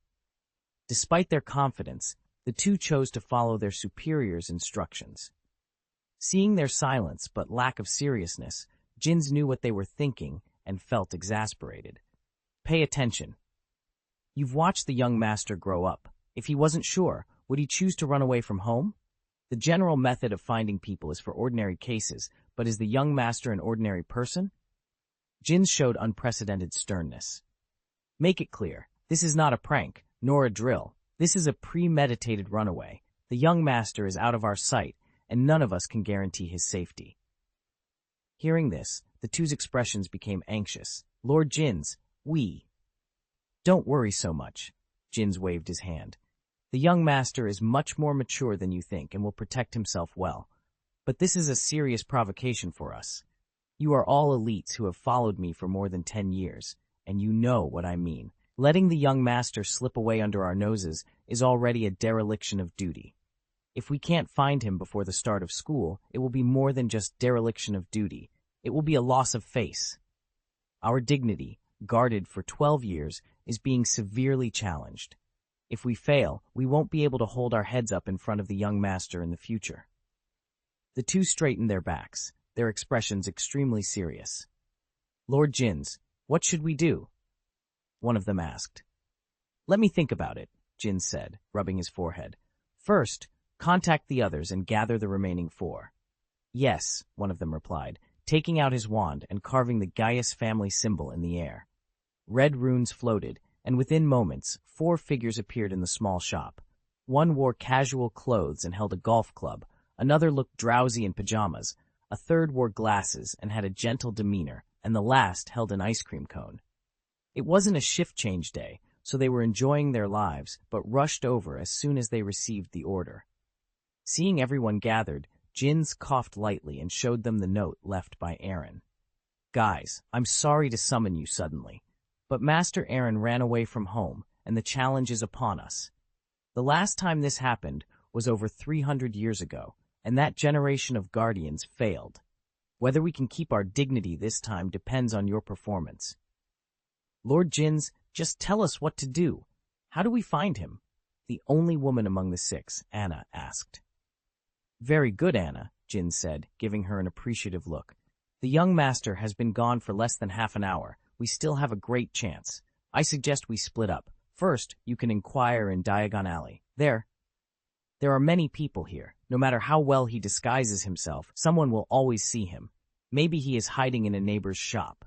Remember not to mention clothing, pets, or appearance when inquiring. These external factors are easy to disguise. Instead, focus on a 12-year-old child who is alone. First, contact the relatives and friends of the Gaius family. There are not many places he can go, so you should concentrate on these. Second, go to the Muggle world to inquire. Even if he wants to run, he can't escape the boundaries of London in such a short time. I allow you to use Gaius' influence in the Muggle world to search every corner of the city vigorously.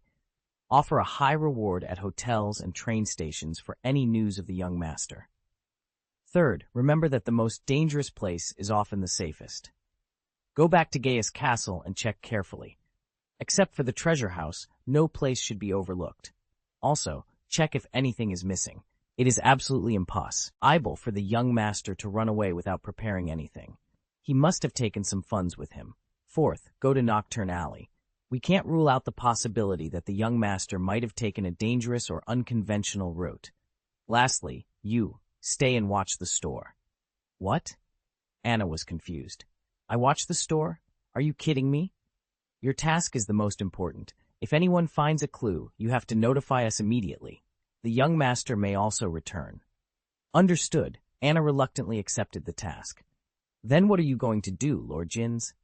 Me? Jins smiled bitterly. According to the young master's request, I will prepare the things he needs for the start of school. In case we don't find him before Hogwarts starts, it will save us a little bit of embarrassment. The crowd fell silent.